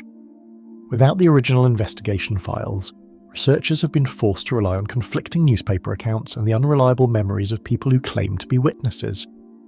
Recent scholarship has suggested that the proliferation of Casey Jones claimants and conflicting stories may itself be the most significant aspect of the legend. Rather than representing confusion about historical facts, these multiple versions may reflect the different ways that various communities use the Casey Jones story to express their own values and concerns about industrial progress, workplace safety, and heroic behaviour. The persistence of multiple contradictory Casey Jones narratives raises fundamental questions about how historical memory is constructed and maintained. Each version of the story serves different social and political purposes, making objective truth less important than the emotional and symbolic needs that the legend fulfills for different audiences. In this sense, the real Casey Jones may be less important than what his legend reveals about American attitudes toward technology, heroism, and the relationship between individual action and corporate power. Rails across the frozen hell. Picture, if you will, a map of the world. Your finger traces a path from Moscow eastward, across the Ural Mountains, through endless forests and frozen plains. It's a journey that stretches over 9,000 kilometers, crossing 11 time zones. This is the route of the Trans-Siberian Railway, the longest railway line ever built by human hands. But tonight, we're not talking about its engineering triumph or its role in connecting continents. Tonight we're talking about what happens when the sun goes down along those tracks, when the temperature drops to -50 degrees Celsius, and when the living world retreats, leaving only the rails, the wind, and something else entirely. The Trans-Siberian Railway wasn't built by machines. It was carved from the wilderness by hand, shovel by shovel, tie by tie. Starting in 1891, over 100,000 workers descended upon the Siberian wilderness. They came from the famine-stricken regions of European Russia, desperate for work and bread. What they found instead was a battle against nature itself. The summer brought swarms of mosquitoes so thick they could suffocate a man. The winter brought temperatures that could freeze human breath solid in seconds. The statistics from those construction years make for grim reading. Official records show that 2% of the workers perished during construction. 2% doesn't sound like much until you do the math. That's over 2,000 souls who never saw their families again. But these were only the official numbers. The real count was likely much higher. Out here in the wilderness, far from government inspectors and record keepers, men simply vanished. They walked into the forest to gather wood and never returned. They fell through ice that looked solid but wasn't. They succumbed to diseases that had no names in medical textbooks. The work never stopped, even when the thermometer read -40. Workers would light fires beneath the frozen ground just to make it soft enough to dig. Their tools shattered in the cold like glass. Frostbite claimed fingers and toes with ruthless efficiency. The men learned to work in shifts, rotating between the brutal outdoor labour and the relative warmth of their primitive shelters. But even inside, the cold found ways to kill. Carbon monoxide from poorly ventilated heating fires silently claimed entire barracks while men slept. When Stalin's regime took power, the nature of railway construction in Siberia changed. No longer were the workers simply desperate peasants seeking wages. Now they were prisoners. Between 1947 and 1953, up to 100,000 Gulag inmates worked on various railway projects across Siberia. These men and women faced conditions that made the original construction look humane by comparison. They worked 12-hour shifts in temperatures that could kill within minutes of exposure. Their rations were calculated to provide just enough calories to prevent death, but not enough for real health or strength. The prisoners built what became known as the Dead Road, a railway project in northern Siberia that claimed thousands of lives. The exact number of deaths remains classified in Russian archives to this day, but survivors speak of trains arriving weekly to carry away the bodies. In winter, the corpses were simply stacked like cordwood outside the camps, frozen solid, waiting for the spring thaw when mass graves could be dug. Some estimates suggest that for every mile of track laid on certain sections, 10 men died. But death on such a massive scale leaves traces, not just in official records or survivor testimonies, but in the land itself. The Siberian wilderness seems to remember. It holds on to the suffering, the fear, the final moments of all those who perished in its embrace. The first strange reports began filtering back to Moscow in the 1950s. Railway workers on late shifts reported seeing lights moving parallel to the tracks. Not the steady beam of an approaching locomotive, but something else. Multiple lights, flickering like candles, moving at walking pace through the forest alongside the rails. When investigated, searchers found nothing but snow and shadows. By the 1960s, the reports had evolved. Engineers operating freight trains through remote sections began radioing back about phantom signals. Their instruments would detect an approaching train on the same track, forcing them to pull onto sidings to avoid collision. They would wait in the crushing cold, engines idling, watching the darkness ahead. But no train would come. The signals would fade, leaving only the howling wind and their own doubt. Passengers on the Trans-Siberian Railway began sharing stories in the dining cars and sleeping compartments. Travellers would wake in the middle of the night, peering through frosted windows at the endless taiga. Some swore they saw figures walking alongside the train, not animals or hunters, but human shapes moving with purpose through the snow. When they looked again, the figures would be gone, leaving only their own reflection in the dark glass.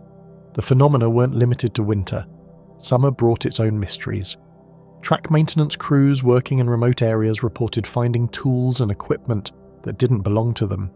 Shovels, pickaxes, and hammers appeared overnight, old and rusted, bearing Soviet markings from decades past. The tools would be exactly what the workers needed for their current project, placed precisely where they would be most useful. When questioned, no one claimed to have left them there. More disturbing were the voices. Railway workers across Siberia began reporting the same phenomenon. While working alone on isolated sections of track, they would hear men talking in the distance. The conversations were always just at the edge of understanding, too far away to make out words but close enough to recognize the rhythm of human speech. When workers called out or moved toward the sound, the voices would stop. Searchers never found anyone. Some workers swore they recognized the voices as Russian, spoken with accents from regions where the original construction crews had been recruited. Others claimed to hear German, Polish, or Ukrainian, languages that matched the nationalities of Gulag prisoners who died building the lines. The voices always seemed to come from areas where historical records showed high death tolls during construction. Regional railway authorities began quietly investigating the reports in the 1970s. They installed additional lighting along problem sections and increased the frequency of patrol runs. But the strange incidents continued, and may have actually increased with the added attention. Patrol crews reported their radios picking up transmissions on unused frequencies. The broadcasts were faint and filled with static, but seemed to be work orders and safety warnings given in outdated technical language. In one documented case from 1978, a patrol crew near Tinder received clear radio instructions to check a specific section of track for structural damage. The voice on the radio used Soviet-era terminology and call signs that hadn't been current for over 20 years. When the crew investigated, they found hairline cracks in the rails that would have caused a derailment within days. No one could explain who had given the warning or how they had detected the damage. The winter of 1983 brought the most dramatic incident on record. A freight train travelling between Ulan-Ude and Chita encountered what the engineer described as another train approaching head-on. The engineer applied emergency brakes and radioed for help, convinced that a collision was inevitable. The second train appeared to be an old Soviet-era locomotive pulling a series of cattle cars. As it drew closer, the engineer could see figures moving in the locomotive cab. At the moment of impact, the phantom train simply disappeared. The freight locomotive came to a stop on empty tracks, its engineer shaking and his radio filled with concerned voices from dispatchers trying to understand what had happened. Inspection crews found no evidence of another train, but they did discover something else. The tracks ahead showed signs of recent heavy use, with wear patterns consistent with the passage of a fully loaded train. Yet no train was scheduled on that section for another 6 hours. The coronation catastrophe. Every detective story begins with a discovery. Sometimes it's a body found in an unexpected place. Sometimes it's a missing person who should have returned home. But the investigation that would expose one of the most devastating crowd control failures in modern history began not with a missing person, but with too many people in one place at one time. On the morning of May 30th, 1896, as Moscow stirred to life under a grey spring sky, nobody could have predicted that by evening over 1,300 people would be dead and the Russian monarchy would face its first major public relations crisis. The discovery came in waves, like a tide of horror washing over Kadinka Field on the outskirts of Moscow. At dawn, when the first officials arrived to prepare for Tsar Nicholas II's coronation celebration, they expected to find an empty field waiting for the day's festivities. Instead, they found bodies, hundreds of them. Men, women and children lay crushed and trampled in the mud, their faces frozen in expressions of terror and pain. The scene was so shocking that several officials became physically ill. This was not how Russia's new emperor was supposed to begin his reign. But how does an investigation begin when the crime scene covers several acres and the witnesses number in the hundreds of thousands? The immediate response from Moscow authorities was confusion and denial. Governor-General Grand Duke Sergei Alexandrovich, the Tsar's uncle, initially ordered that the bodies be removed quietly before the day's official celebrations began. He wanted to pretend the tragedy hadn't happened, but with over 1,000 corpses and thousands more injured, concealment proved impossible. By mid-morning, word of the disaster had spread throughout Moscow, and by afternoon, international correspondents were filing reports that would shock the world. The investigation that followed would expose a web of incompetence, poor planning, and bureaucratic negligence that reached to the highest levels of the Russian government.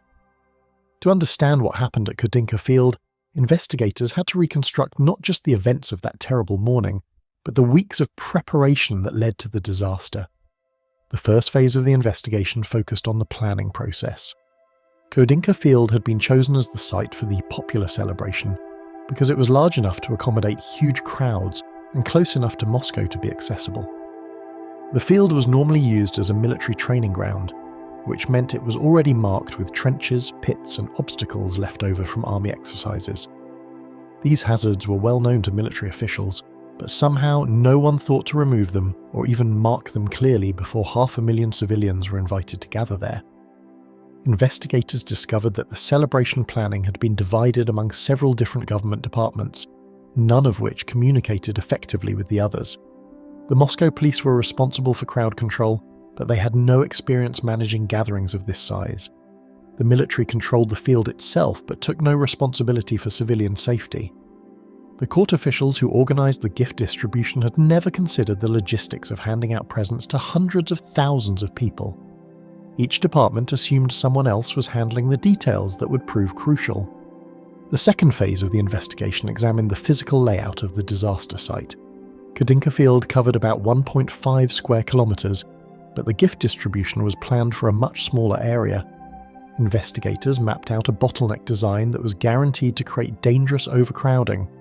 The organisers had set up 150 distribution booths in a rough line, but they had provided only a few narrow entrances to the distribution area. This meant that 500,000 people would have to squeeze through just a handful of access points to reach the gifts. Even more dangerous were the physical obstacles that littered the field. Military training had left numerous pits, trenches and earthworks scattered across the area. These weren't marked with warning signs or barriers. In daylight they might have been visible to careful observers, but the tragedy began before dawn, when thousands of people were moving across the field in near total darkness. The third phase focused on the timeline of events. Investigators established that crowds began gathering at Kadinka Field on the evening of May 29th, more than 12 hours before the scheduled start of the celebration. By midnight, an estimated 500,000 people had assembled on the field. These weren't just Moscow residents. People had travelled from across the Russian Empire for the coronation celebration. Many had been walking for days to reach the capital, and they weren't about to miss their chance for free food, beer and souvenir cups bearing the new Tsar's portrait.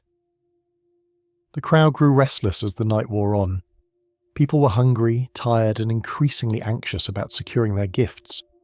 Rumours began circulating that there weren't enough presents for everyone, or that the distribution would begin early. These rumours were false, but they had the effect of making people more desperate to reach the front of the crowd.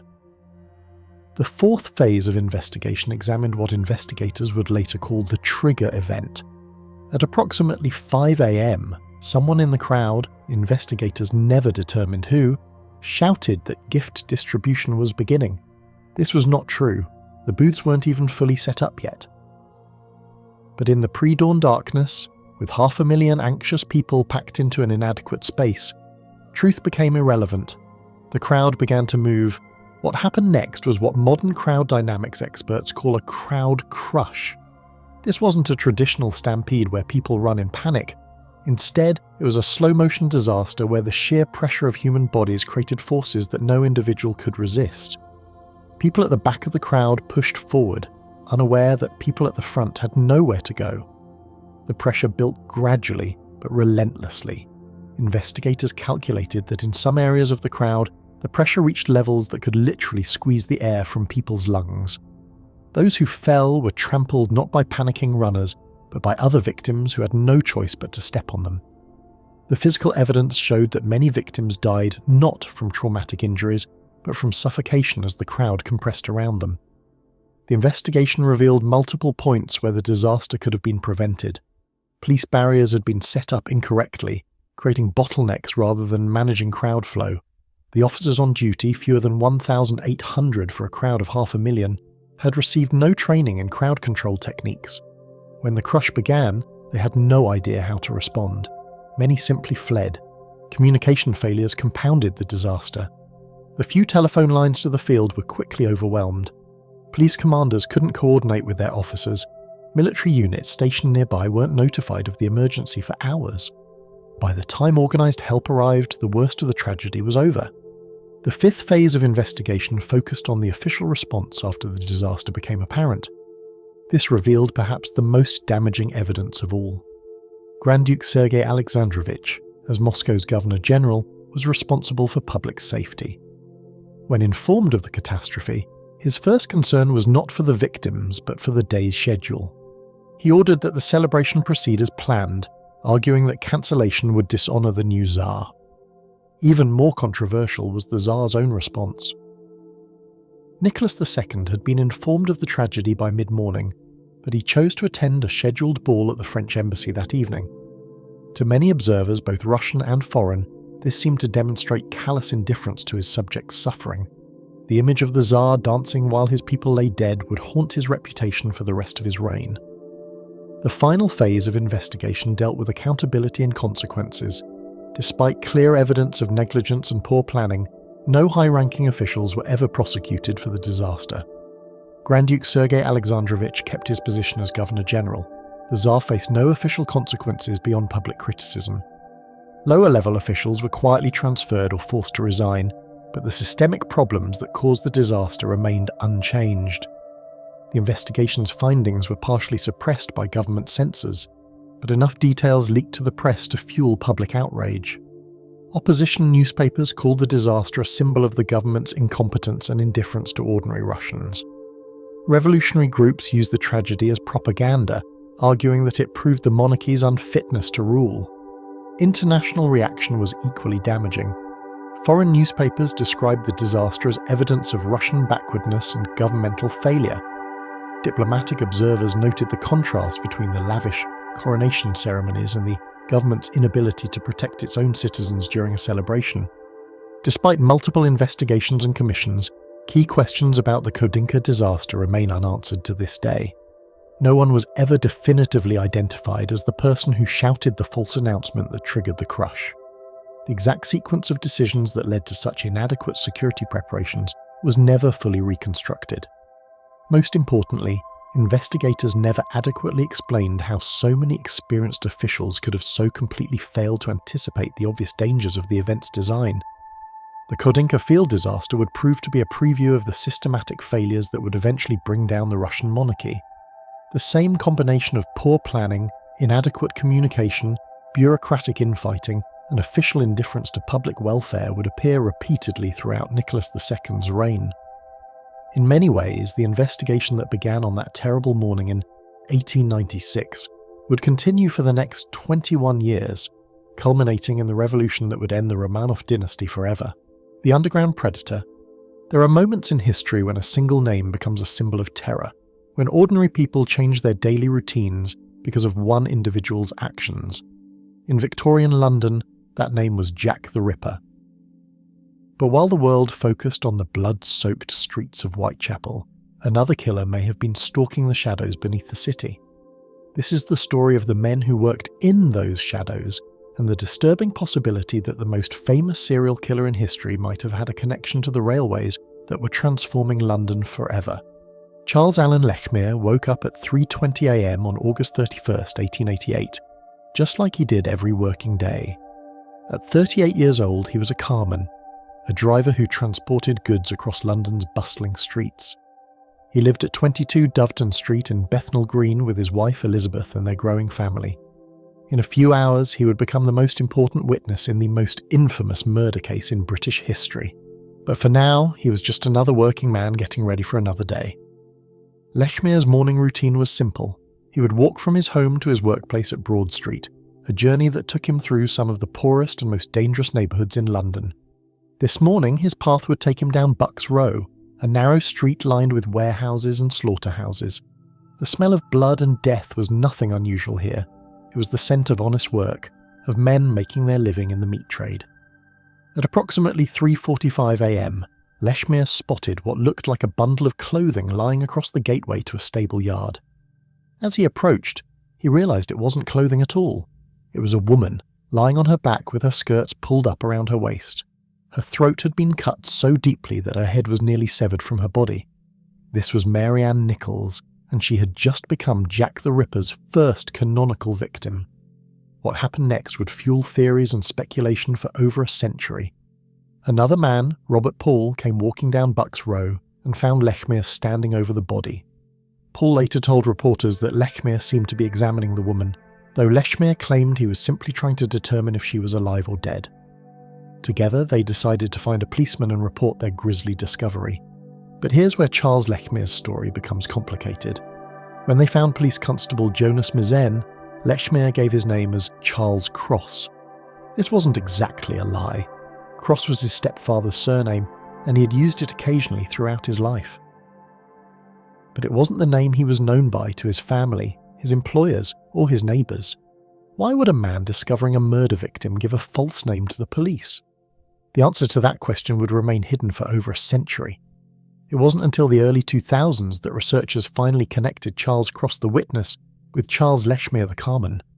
When they did, they uncovered a web of coincidences that would make Lechmere one of the most compelling Jack the Ripper suspects ever proposed. Charles Lechmere wasn't just any worker, he was part of London's transportation network.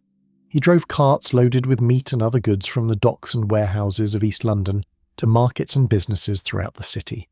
His work took him through Whitechapel, Spitalfields and Bethnal Green at all hours of the day and night. He knew every street, every alley, every shortcut in the area where the Ripper operated. More importantly, Lechmere worked for Pickford's, a company that held the contract for transporting goods for the General Post Office. This meant he had legitimate reasons to be anywhere in East London at any time. If a police constable spotted him walking through Whitechapel at 3 a.m, he could simply say he was heading to work or coming from a late delivery. He was effectively invisible, a man whose presence in the murder areas would never raise suspicion.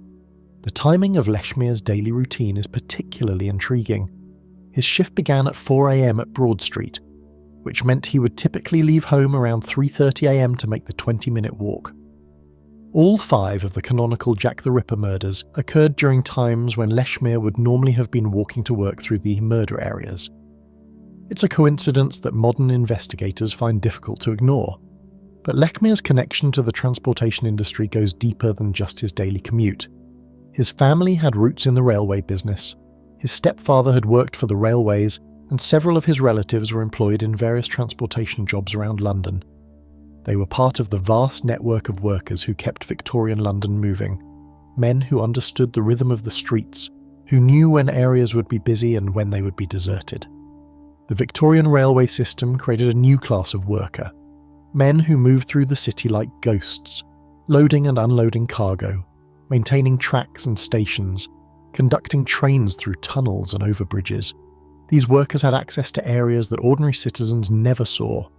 They could move through the underground railway system, emerging at stations across London with no one questioning their presence.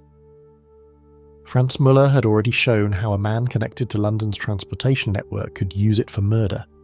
In 1864, this German tailor had committed what became known as the first railway murder in British history when he killed Thomas Briggs on a train between Fenchurch Street and Hackney Wick. Müller had used the railway system itself as his hunting ground, trapping his victim in a confined space before robbing and murdering him. The Müller case had revealed something disturbing about the new industrial London. The same systems that were meant to make the city safer and more efficient could also be used by predators. A man could board a train at one station, commit a crime, and emerge at another station miles away within minutes. The underground railway system was even more anonymous. A killer could disappear into the tunnels and emerge anywhere in the city. By the 1880s, London's underground railway system was expanding rapidly. The Metropolitan Railway, which opened in 1863, had been joined by several other lines. Workers were needed to maintain this growing network, men who laboured in the darkness beneath London's streets, who knew every tunnel and passage, every hiding place and escape route. These railway workers often came from the same social class as the victims of the Whitechapel murders. They lived in the same neighbourhoods, drank in the same pubs and walked the same streets. They were trusted members of their communities, men whose word would be believed if they claimed to have found a body rather than created it. The investigation into the Whitechapel murders focused heavily on foreign suspects, medical students, and members of the upper classes. But modern criminal psychology suggests that serial killers often hide in plain sight, presenting themselves as helpful citizens while secretly planning their next attack. They frequently insert themselves into police investigations, offering assistance or appearing as witnesses at crime scenes. Charles Lechmere fits this profile perfectly. He was the first person to report finding Mary Ann Nicholls' body, presenting himself as a concerned citizen doing his civic duty. He appeared calm and cooperative when speaking with the police, showing none of the panic or distress that might be expected from someone who had just discovered a mutilated corpse. Modern forensic analysis of the Nicholls murder scene suggests that the killer had very little time to commit the crime and escape. The wound to her throat would have caused almost instant death, and the abdominal injuries could have been inflicted in less than a minute. If Lechmere had been the killer, He would have needed only a few moments to commit the murder, clean his knife and compose himself before Robert Paul arrived on the scene. The subsequent Jack the Ripper murders all occurred within a short distance of routes that Lechmere would have taken to or from work. Annie Chapman was killed on Hanbury Street, just a few hundred yards from one of his regular routes. Catherine Edwards was murdered in Mitre Square, directly along the path he would have taken from his workplace back to his home. Mary Jane Kelly died in Miller's Court, in an area where Lechmere's employer had business interests. But perhaps the most compelling evidence against Lechmere lies in what happened after the murders stopped. The canonical Jack the Ripper killings ended abruptly in November 1888 with the death of Mary Jane Kelly. No satisfactory explanation has ever been given for why the killer simply disappeared. But in 1888, Charles Lechmere changed his work patterns. He began working different hours and taking different routes across London. If he had been the Ripper, this change in routine would have removed both his opportunity and his cover for committing murders. The man who called himself Charles Cross on that August morning in 1888 carried his secrets with him for the rest of his life. He died in 1920, having never spoken publicly about the murders beyond his initial testimony. His family knew him as a devoted husband and father, a hard-working man who provided for his children and never caused troubles with the law. But families often know very little about what their loved ones do during their working hours. Charles Lechmere spent his nights walking through the darkest parts of London, carrying knives as part of his job in the meat trade, familiar with blood and death as routine elements of his daily work. In the gaslit streets of Victorian London, surrounded by the smoke and noise of the new industrial age, he was just another shadow among shadows. The railway workers, carters, and transport men of Victorian London formed an invisible army that kept the city functioning. They moved through streets and tunnels, stations and depots, carrying the commerce and communications that made modern urban life possible. They were trusted because they were necessary, familiar because they were everywhere. Among these thousands of anonymous workers, a killer could hide for months or years, selecting victims and planning crimes while maintaining the appearance of an ordinary working man. The very systems that made Victorian London a marvel of the modern world also made it the perfect hunting ground for a predator who understood how to use those systems to his advantage. The Vanishing Express.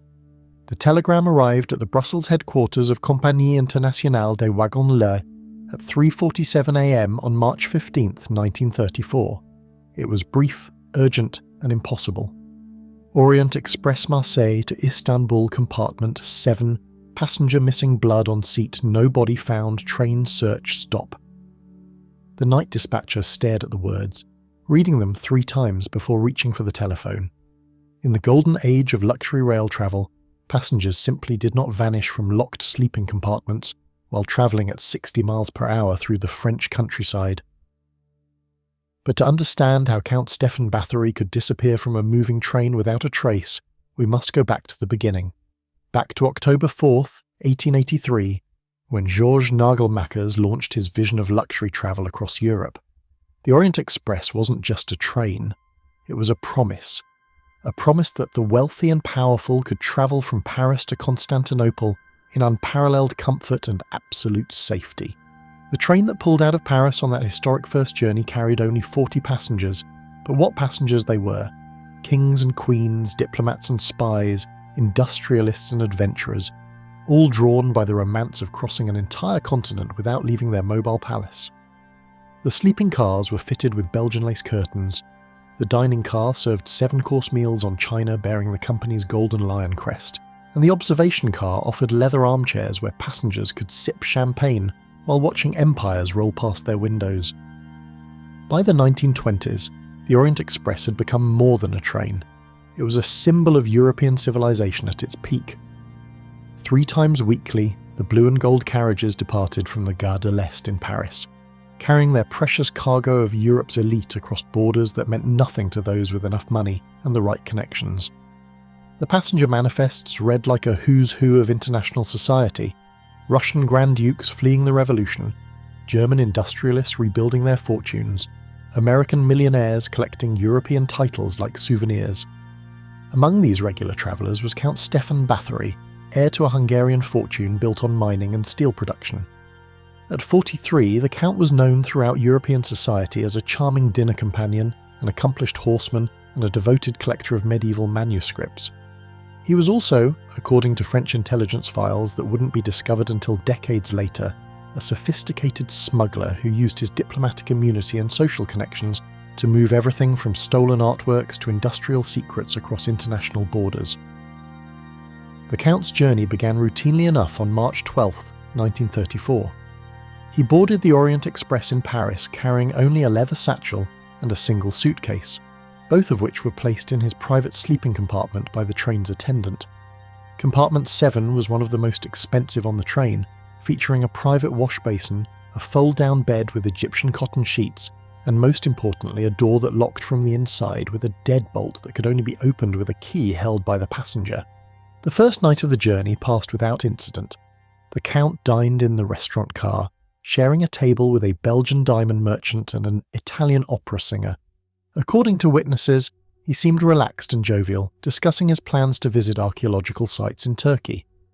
He retired to his compartment at approximately 11:30 p.m. as the train crossed into Switzerland. The second day brought the first hint that something was amiss. When the breakfast service knocked on the Count's door at 8 a.m, there was no response. The attendant assumed the passenger was sleeping late and moved on to other compartments. When lunch service brought the same result, the car's conductor became concerned. Railway protocol required that all passengers respond to staff inquiries, especially when the train crossed international borders and passport inspections were required. By afternoon, as the Orient Express wound its way through the Alpine passes of northern Italy, the conductor decided to use his master key to check on the Count's welfare. What he found in compartment 7 would haunt him for the rest of his life. The compartment was empty, but it was not undisturbed. The bed had been slept in and then hastily remade.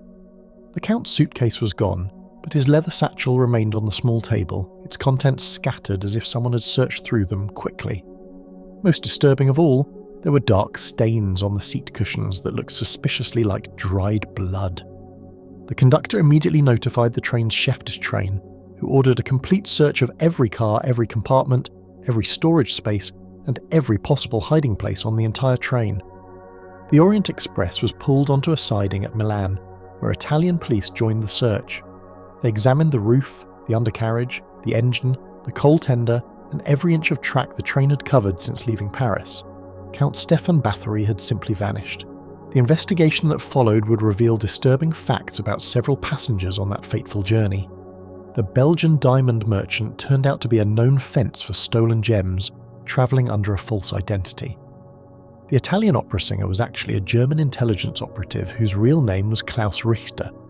A seemingly respectable English businessman in compartment 12 was later identified as a gun runner who supplied weapons to various European revolutionary groups. But the most shocking discovery came when investigators finally gained access to the Count's Swiss bank accounts. Stefan Bathory had been living a double life for over a decade. By day, he was the epitome of European aristocracy, hosting lavish parties at his castle in Hungary and maintaining homes in Paris, Vienna, and London. By night, he was one of Europe's most successful art thieves, responsible for stealing over $30 million worth of paintings, sculptures, and manuscripts from museums and private collections across the continent. The contents of his satchel told the story. Inside were photographs of Renaissance paintings that had been stolen from the Uffizi Gallery in Florence 6 months earlier, detailed floor plans of the Louvre's security systems, and correspondence with buyers in America who were willing to pay enormous sums for European masterpieces with questionable provenance. Most intriguingly, there was a train ticket for a different route, not to Istanbul but to Bucharest, where a ship was waiting to carry the Count and his latest acquisitions to South America. Investigators theorized that someone on the Orient Express had discovered the Count's secret identity and confronted him in his compartment. The blood evidence suggested a violent struggle, but with no body and no witnesses, they could only speculate about what had actually happened. Had the Count been murdered by a rival criminal? Had he been killed by one of his victims seeking revenge? Or had he somehow staged his own disappearance to escape mounting legal troubles? The mystery deepened when investigators learned that the Count had withdrawn over $2 million from his various bank accounts in the weeks before his disappearance. The money had been converted to easily transportable gems and gold, but none of these valuables were found on the train. Either the Count had successfully made off with his fortune, or his killer had claimed an enormous prize. Railway security experts examined every possible means of escape from the moving train. Could someone have jumped from the Orient Express while it was travelling through the Swiss Alps? The train had been moving at over 50 miles per hour through mountainous terrain. A jump would almost certainly be fatal. Could the Count have been thrown from the train by his attacker? Search teams combed the railway route for miles in both directions but found no trace of a body. The most bizarre theory came from a retired railway engineer who pointed out that the Orient Express made several brief stops for water and coal during its journey through the Alps. At one of these stops, lasting only 7 minutes, someone familiar with railway operations could theoretically have removed a body from the train and hidden it in the mountainous terrain, but this would have required detailed knowledge of the train's schedule and the cooperation of railway employees, a conspiracy that seems too elaborate to be credible. As months passed without any resolution, the Count Stefan Bathory case became a sensation in European newspapers. The press dubbed him the Phantom of the Orient Express, and his disappearance spawned dozens of theories and supposed sightings. He was reportedly seen boarding a ship in Marseille, running a casino in Monte Carlo, and living under an assumed name in Argentina. None of these sightings were ever confirmed. The case took an even stranger turn in 1936, when construction workers renovating a railway tunnel in the Swiss Alps discovered a skeleton wearing the remains of expensive clothing. The body was too decomposed for positive identification, but it was found with a signet ring bearing the Bathory family crest. Hungarian authorities insisted on examining the remains, but before they could be transported, the skeleton mysteriously disappeared from a mortuary in Zurich. World War II effectively ended the official investigation into Count Bathory's disappearance, but the case continued to fascinate amateur detectives and railway historians. In 1952, a hotel clerk in Buenos Aires claimed that a wealthy Hungarian gentleman matching the Count's description had been a regular guest at his hotel for over a decade. By the time investigators arrived in Argentina, the man had vanished once again. The Orient Express continued to carry its prestigious passengers across Europe until 1977, when changing travel patterns and the rise of commercial aviation finally made the service unprofitable. But among the railway workers who served on those final journeys, stories persisted of a ghostly passenger in compartment 7, a well-dressed man who would appear briefly in the corridor during night runs through the Swiss Alps only to disappear when approached. Modern forensic experts who have examined the surviving evidence from the Bathory case remain divided about what actually happened on that March night in 1934. Some believe the Count was murdered by associates in his criminal network who wanted to eliminate liability. Others argue that he successfully faked his own death and escaped to start a new life with his stolen fortune. A few investigators even suggest that he may have been killed by French or Hungarian intelligence operatives who had discovered his art theft operations. What makes the Count Stefan Bathory case so compelling is not just the impossible circumstances of his disappearance, but the window it provides into a world that vanished along with him. The Orient Express of the 1930s carried more than passengers. It carried the secrets, schemes, and sins of an entire social class that would be swept away by war and revolution within a few years. In the end, Count Stefan Bathory became as much a legend as the train that carried him to his mysterious fate. Somewhere between Paris and Istanbul, in a locked compartment aboard the most famous train in the world, a man simply ceased to exist. Whether he was victim or perpetrator, whether he died in that compartment or lived to enjoy his stolen fortune in exile, remains one of the most enduring mysteries of the golden age of rail travel. The Orient Express itself became a victim of progress. Its final run completed in 2009 as high-speed trains and budget airlines made its leisurely luxury obsolete. But in the railway museums where its restored carriages now rest, visitors can still see Compartment 7, preserved exactly as it was on that night in 1934 when Count Stefan Bathory vanished into legend. Signals in the fog, sometimes a single moment of silence can echo louder than any crash, any scream, any explosion.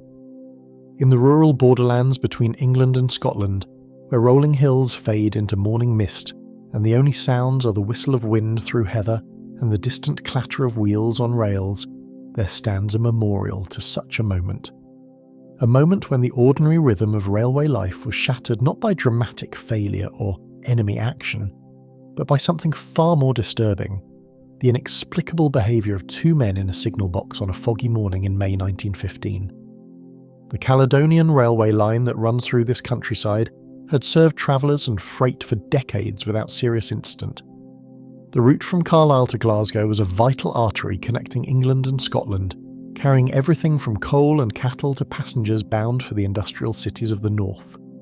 Along this line, scattered at regular intervals, were small signal boxes, lonely outposts where one or two men controlled the movement of trains across their designated section of track. Quintin's Hill was one of the smallest and most remote of these signal boxes. It sat in a hollow between gentle hills, surrounded by sheep pastures and scattered farmhouses. The box itself was unremarkable, a wooden structure raised on stilts, its windows offering a clear view of the railway lines that split and merged around a set of passing loops. These loops allowed slower trains to step aside while express services thundered past, a simple but effective system that had worked flawlessly for years. The men who worked at Quintin's Hill were equally unremarkable. George Meakin, 42 years old, had been a railway signalman for over 2 decades. His colleague James Tinsley, 30, was newer to the job but experienced enough to work the complex interlocking system of signals and points that controlled train movements through the area. Both men lived locally, walked to work each morning along the same country lanes, and had never been involved in any significant incidents.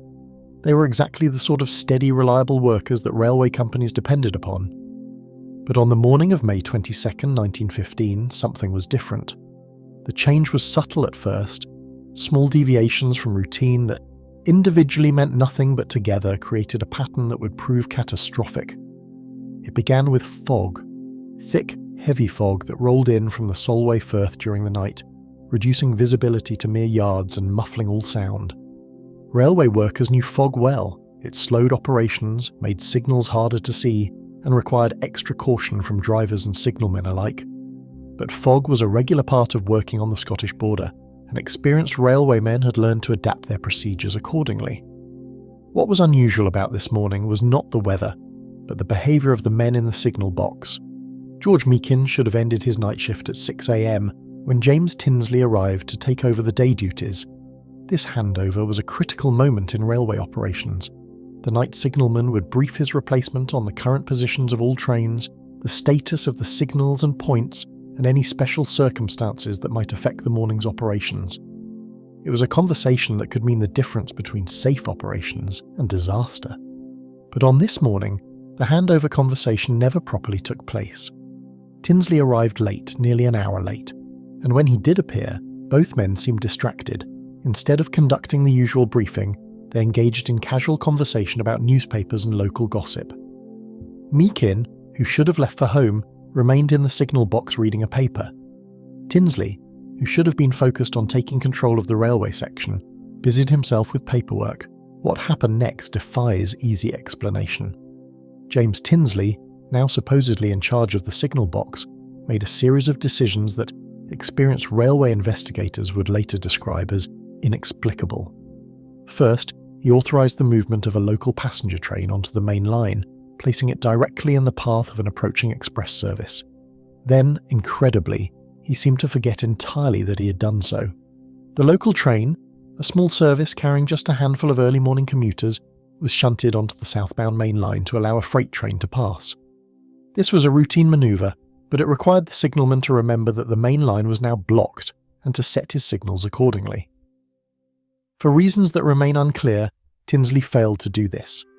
The signals remained set to allow trains to proceed at full speed into what was now a deadly trap. At the same time, the fog that had settled over the area during the night began to play tricks with sound and visibility. Train whistles seemed to come from nowhere and everywhere at once. The usual landmarks that drivers used to judge their position became invisible in the grey murk. Even experienced enginemen found themselves uncertain about exactly where they were on the familiar route. Into this confusion came 2 more trains. From the south, a massive troop transport carrying nearly 500 soldiers of the 7th Battalion Royal Scots was approaching at full speed. These men were bound for Gallipoli, part of Britain's doomed attempt to open a second front against the Central Powers. They had boarded the train in high spirits, joking and singing as young soldiers do when they believe they're heading toward adventure rather than catastrophe. From the north came the overnight express from Glasgow, also running at full speed through the fog. The driver of this train had been given no warning of any obstruction ahead. His signals showed clear, his route was supposedly safe, and he was making good time on a familiar run. In the dining car, early rising passengers were beginning to stir, looking forward to breakfast as the train carried them toward their destinations. Back in the signal box at Quintin's Hill, both George Meakin and James Tinsley were aware that multiple trains were converging on their section of track. The telegraph instruments clicked constantly with updates from adjacent signal boxes. The block indicators on the wall showed the positions of approaching trains. Every piece of equipment in the box was functioning normally, providing clear and accurate information about the developing situation. Yet somehow, both men seemed to lose track of where the trains were. Tinsley, who was responsible for the safety of every train in his section, appeared to become confused about which tracks were occupied and which were clear. Meakin, who should have left the box an hour earlier, remained seated at a table reading his newspaper, occasionally glancing up to offer comments or suggestions, but taking no official responsibility for operations.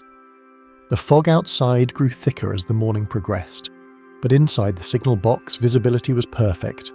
The levers that controlled points and signals were clearly marked. The track diagram on the wall showed exactly which routes were safe and which were blocked.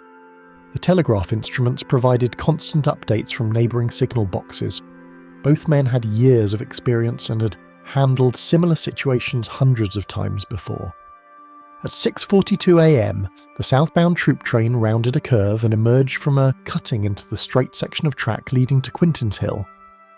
The driver, peering through the fog, suddenly saw the rear lights of the local passenger train stationary on the line ahead. He applied his brakes and pulled the whistle cord, but at 70 miles per hour on wet rails there was no possibility of stopping in time. The collision occurred at 6:49 a.m.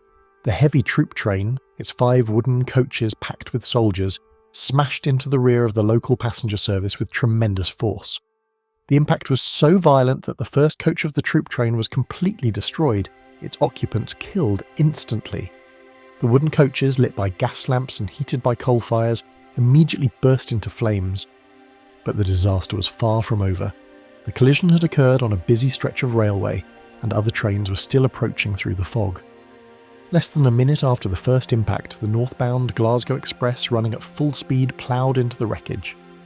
The express locomotive, travelling at nearly 80 miles per hour, smashed through the burning debris of the 2 previous trains, adding its own cars to the growing pile of twisted metal and splintered wood. The scene that emerged from the fog was one of indescribable horror. 3 trains had been reduced to a burning mass of wreckage stretching across both tracks. Survivors crawled from the debris, many badly injured, calling for help that seemed impossibly far away in the remote Scottish countryside. The death toll would eventually reach 227 people, making Quintin's Hill the worst railway disaster in British history.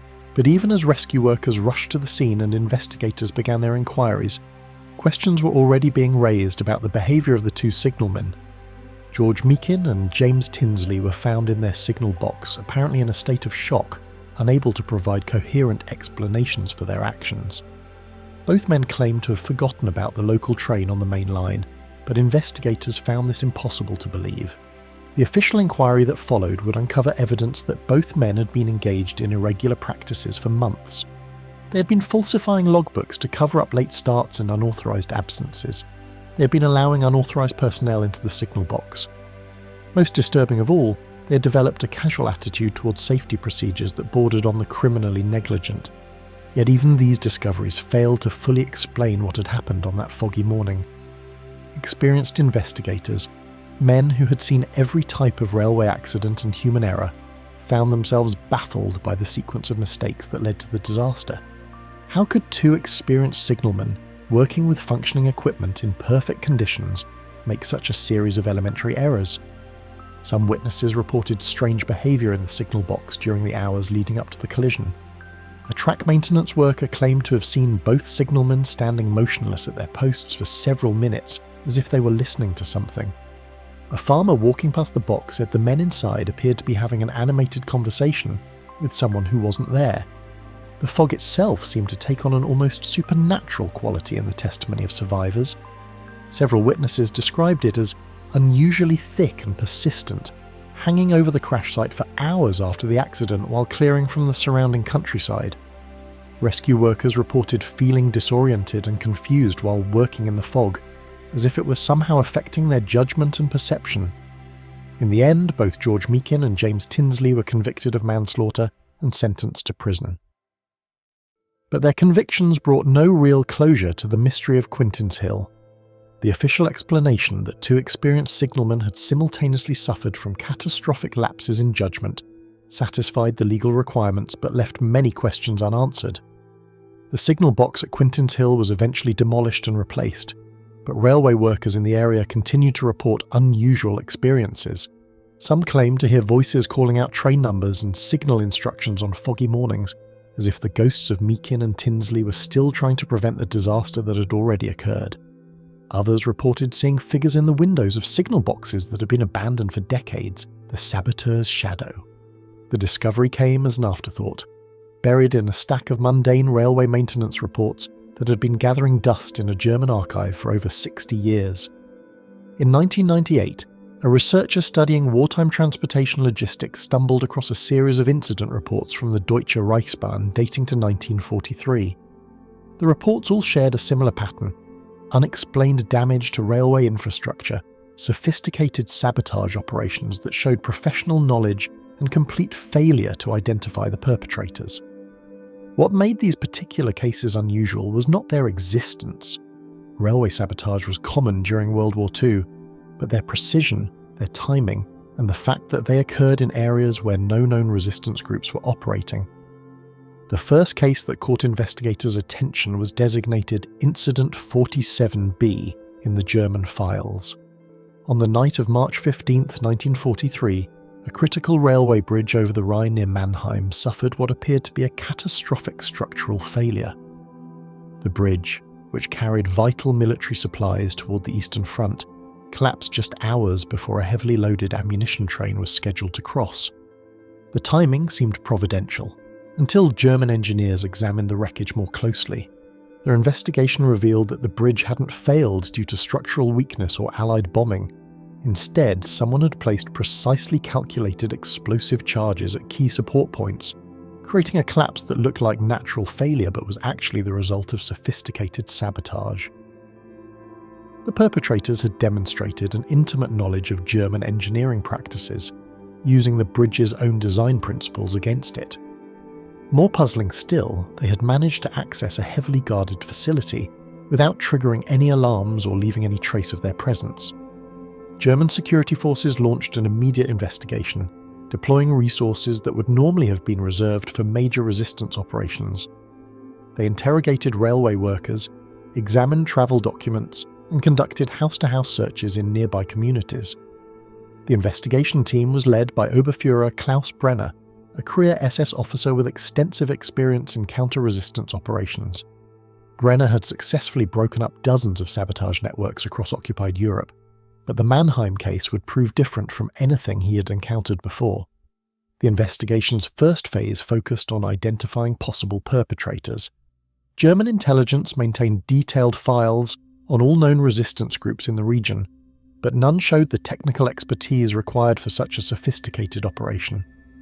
The explosion patterns suggested professional military training, possibly from British Special Operations Executive SOE agents or American Office of Strategic Services OSS operatives. Yet intercepted Allied communications showed no awareness of the Mannheim operation, and no resistance groups claimed credit for the attack. More disturbing discoveries emerged during the second phase of the investigation. Railway workers reported strange activities in the weeks leading up to the bridge collapse. Several employees had noticed unfamiliar figures near the bridge during night shifts, but when challenged, the strangers had produced what appeared to be valid German military identification papers. Security guards recalled allowing access to men who claimed to be conducting routine inspections, but when investigators checked with military headquarters, no such inspections had been authorized. The third phase revealed an even more puzzling pattern. Similar incidents had occurred at railway facilities across Western Germany during the same time period. A marshalling yard in Hamburg had suffered mysterious explosions that destroyed 3 locomotives but left adjacent buildings untouched. Signal equipment near Frankfurt had been sabotaged using techniques that required detailed knowledge of German railway communication systems. In each case, the perpetrators had demonstrated professional expertise and had vanished without leaving any useful evidence for investigators. Oberfuhrer Brenner began to suspect that he was dealing with a new type of resistance operation, one that operated differently from the partisan groups his forces usually encountered. Traditional resistance networks relied on local support, recruited from civilian populations, and often left traces that experienced investigators could follow. But these saboteurs seemed to appear from nowhere, strike with precision, and disappear completely. They showed no interest in propaganda victories or public recognition. They simply wanted to damage German military capabilities as efficiently as possible. The investigation took a dramatic turn when German intelligence intercepted a coded radio transmission that seemed related to the railway attacks. The message was brief and used a cipher that cryptographers had never seen before. When finally decoded, it contained technical specifications for German locomotive engines, information that could only have come from someone with access to classified military documents.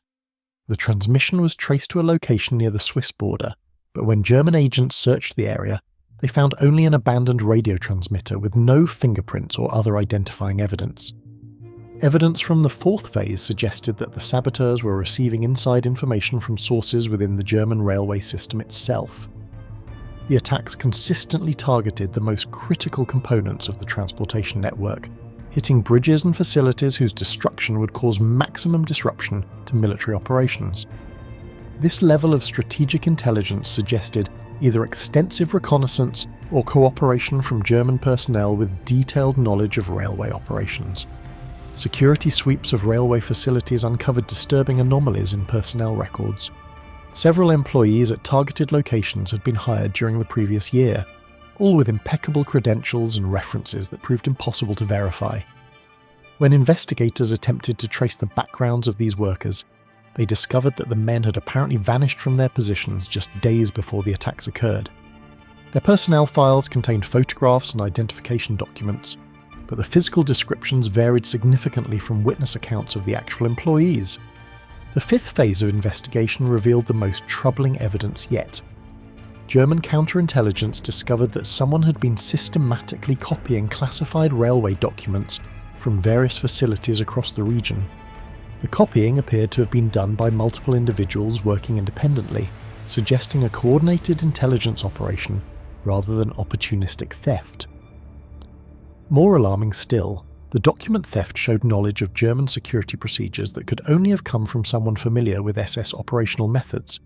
Oberfuhrer Brenner began to suspect that he was dealing with a stay-behind network, German or Austrian personnel who had been recruited by Allied intelligence services before the war and positioned within the railway system to conduct sabotage operations when needed. This theory explained the perpetrators' intimate knowledge of German procedures and their ability to access secure facilities without raising suspicion. But it also meant that the saboteurs could be anyone: railway workers, security guards, administrative personnel, or even German military officers.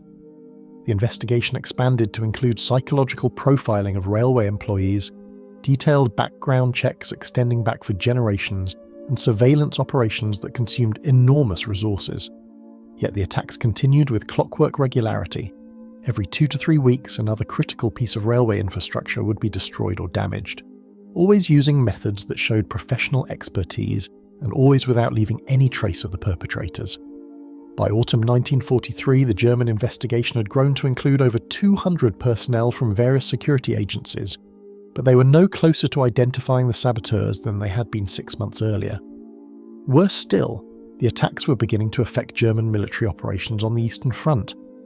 Ammunition and supply trains were being delayed or rerouted, adding weeks to delivery schedules and straining logistics networks that were already operating at maximum capacity. The investigation's sixth phase focused on communication patterns, based on the theory that such a sophisticated operation required coordination between multiple cells. German signals intelligence units monitored all radio transmissions in affected areas, looking for coded messages or unusual communication patterns. They discovered several suspicious transmissions but were never able to trace them to specific individuals or locations. The saboteurs seemed to be using communication methods that German intelligence couldn't intercept or decode. In December 1943, the investigation received a breakthrough that would prove more puzzling than helpful. A German patrol captured what appeared to be a resistance operative near a railway bridge outside Stuttgart. The man carried detailed plans of German railway facilities and possessed explosives of a type used in previous attacks. Under interrogation, however, he claimed to be a British SOE agent named David Patterson, provided a cover story that checked out in remarkable detail, and demonstrated knowledge of British military procedures that convinced his interrogators he was genuine. The problem was that British intelligence had no record of any agent named David Patterson. When German intelligence contacted their sources within Allied prisoner of war camps, they learned that the real David Patterson had been captured 6 months earlier during a failed mission in Norway and was being held at a facility near Bergen.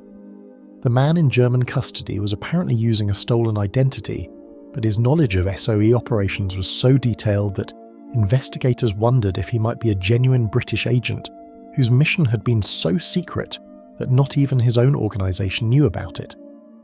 Further interrogation revealed that the prisoner knew details about previous railway attacks that had never been made public. He could describe the exact methods used in the Mannheim Bridge sabotage and showed familiarity with other incidents that German security forces had managed to keep completely secret.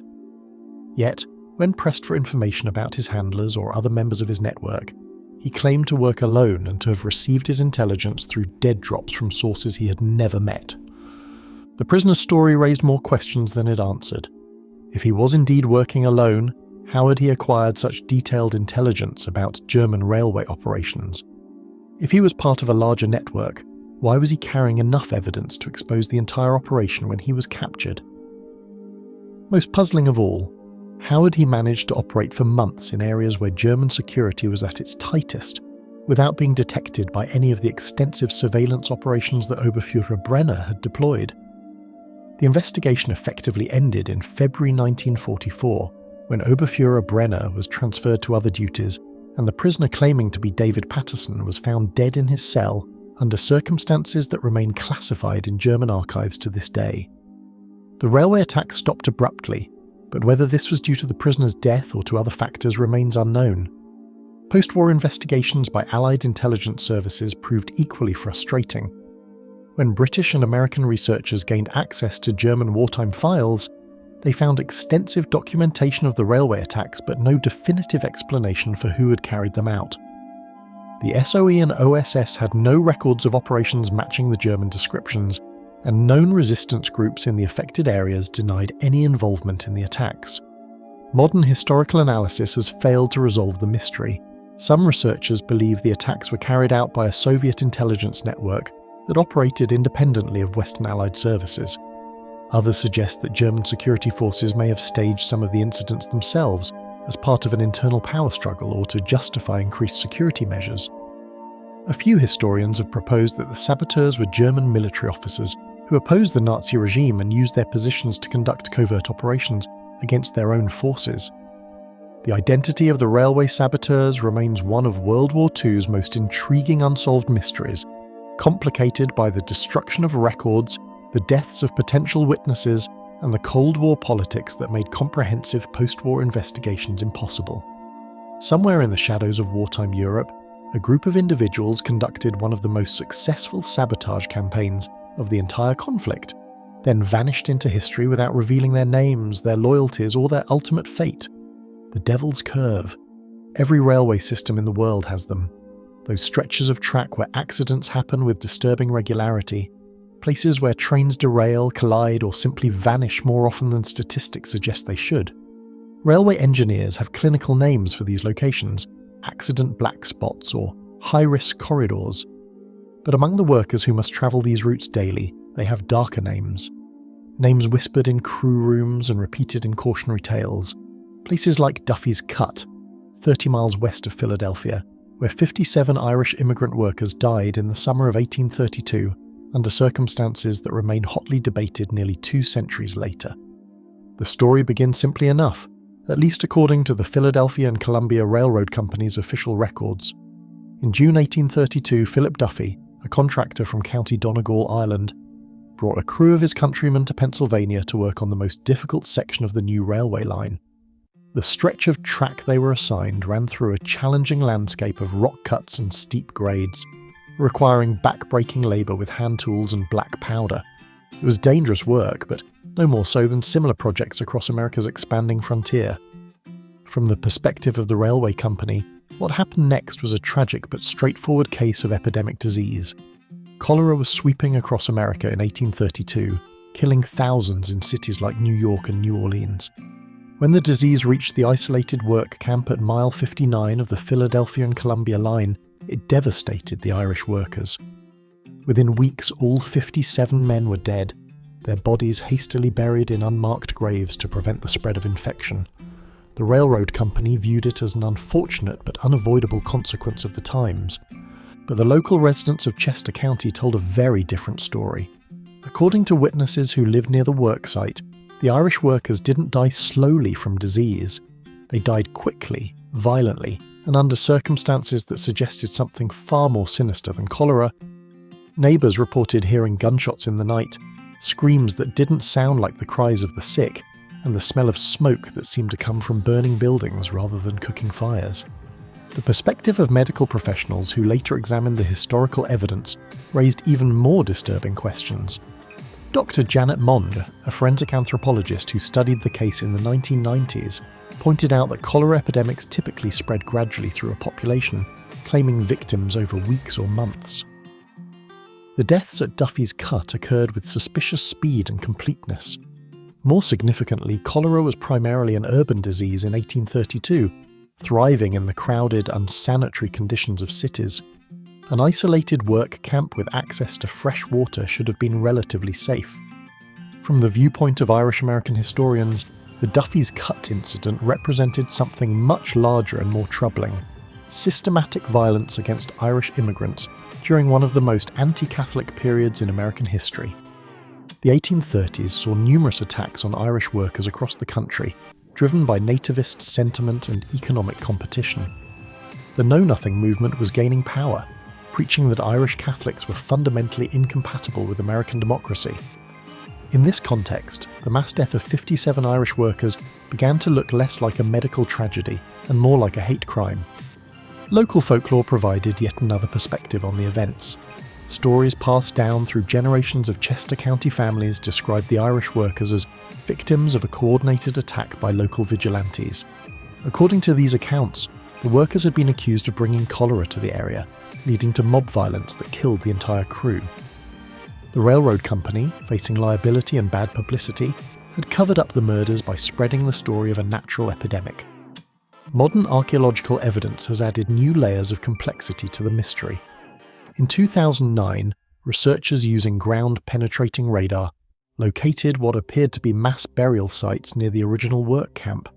Excavations revealed human remains showing signs of trauma inconsistent with death by disease. Some skulls bore evidence of blunt force injuries, while others showed what appeared to be bullet holes. These findings seemed to support the violence theory, but they also raised new questions about who was responsible and why.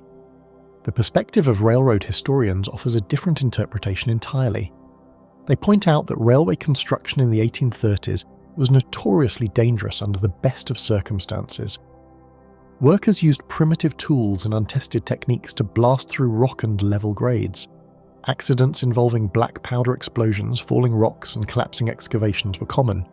From this viewpoint, the deaths at Duffy's Cut might have resulted from a catastrophic industrial accident rather than disease or violence. The rapid burial and cover-up could have been motivated by liability concerns rather than criminal guilt. Environmental scientists who studied the worksite raised the possibility of natural causes beyond disease. The area around Duffy's Cut contained natural gas deposits and underground springs that could have created deadly conditions for workers. Methane gas accumulation in confined spaces could have killed an entire crew within hours, while contaminated water supplies could have caused rapid poisoning. These explanations would account for the sudden nature of the deaths while avoiding both the epidemic and violence theories. Contemporary newspaper accounts provide yet another perspective, though they often contradict each other. Some Philadelphia papers reported the deaths as a cholera outbreak, emphasizing the need for quarantine measures and public health precautions. Other papers, particularly those with anti-immigrant editorial positions, suggested that the Irish workers had brought disease and moral corruption to Pennsylvania. A few journals hinted at violence but stopped short of direct accusations, possibly due to legal concerns or political pressures. The perspective of the Irish workers themselves is largely lost to history, but surviving letters and diaries from similar work camps provide clues about their experiences. Irish immigrant workers in the 1830s faced constant discrimination, poor working conditions, and violence from native-born Americans who saw them as economic threats. Many worked in isolated locations where they were vulnerable to attack and had little legal protection. From their perspective, America was both a land of opportunity and a place where they could disappear without trace or justice. Legal documents from the period add another dimension to the mystery. The Philadelphia and Columbia Railroad Company faced several lawsuits from families of the dead workers, but these cases were settled out of court with unusual speed and secrecy. The terms of the settlements were sealed, preventing public disclosure of evidence or testimony. From a legal perspective, this suggests either corporate guilt or a desire to avoid publicity that could damage the railroad's reputation and financial prospects. Modern forensic investigators who have examined the available evidence find themselves divided between multiple theories. Some believe the workers were murdered by local vigilantes in an anti-Irish pogrom. Others argue for an industrial accident followed by a corporate cover-up. Still others maintain that disease was indeed the cause, but that the railroad company's response was driven by prejudice and callousness rather than malice. The complexity of truth at Duffy's Cut reflects the broader challenges of understanding historical events through multiple perspectives. Each viewpoint, corporate, medical, historical, archaeological, environmental, and legal, provides pieces of a puzzle that may never be completely solved. The deaths of 57 Irish workers in the summer of 1832 remain suspended between fact and interpretation, between documented evidence and informed speculation. What makes Duffy's Cut particularly disturbing is not just the mystery of what happened there, but the realization that similar incidents may have occurred at dozens of other railway construction sites across 19th century America. The Irish workers who died building America's railroads often vanished from historical records as completely as they disappeared from the work camps. Their stories survive only in fragments. A few letters, some legal documents, local folklore, and occasionally archaeological evidence that raises more questions than it answers. The stretch of track that once ran through Duffy's Cut has long since been abandoned, but the questions raised by the deaths there continue to haunt researchers and historians. In a country built by immigrant labour, the fate of those 57 Irish workers serves as a reminder that the true costs of progress are often hidden beneath official narratives and corporate explanations. Whether they died from disease, violence, accident, or environmental causes, their deaths occurred at a place where the intersection of prejudice, profit, and power created conditions where human lives could be lost and forgotten with disturbing ease. The station master's secret.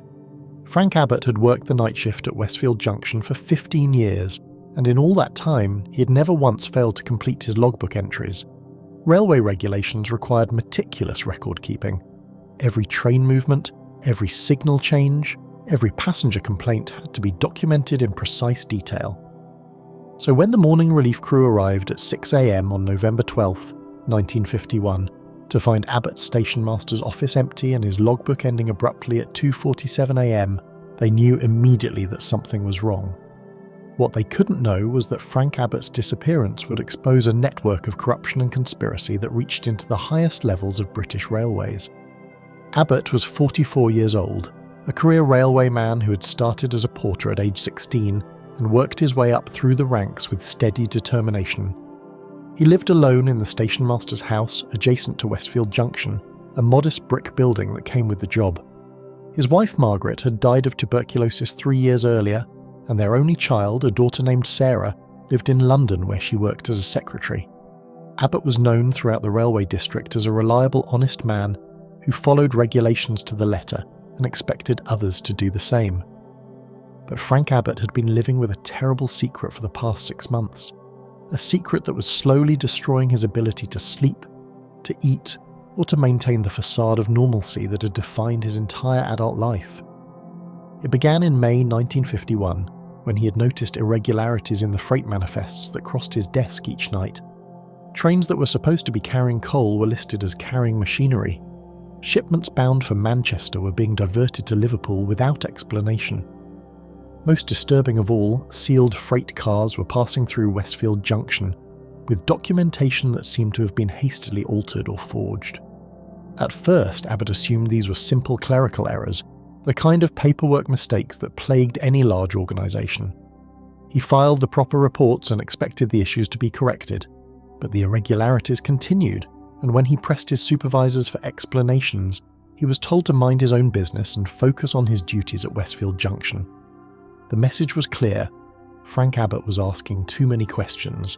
The turning point came on a foggy night in September, when Abbott was conducting his routine inspection of a freight train that had stopped at Westfield for a crew change. As he walked along the line of cars, checking seals and verifying cargo manifests, he noticed that one of the sealed cars was slightly ajar. Railway regulations required him to secure any damaged seals, so he climbed up to investigate. What he found inside that freight car would haunt him for the remaining 2 months of his life. The car was filled with wooden crates, each stamped with military markings that Abbott recognised from his service during the war. But according to the manifest, this car was supposed to be carrying agricultural equipment bound for Scotland.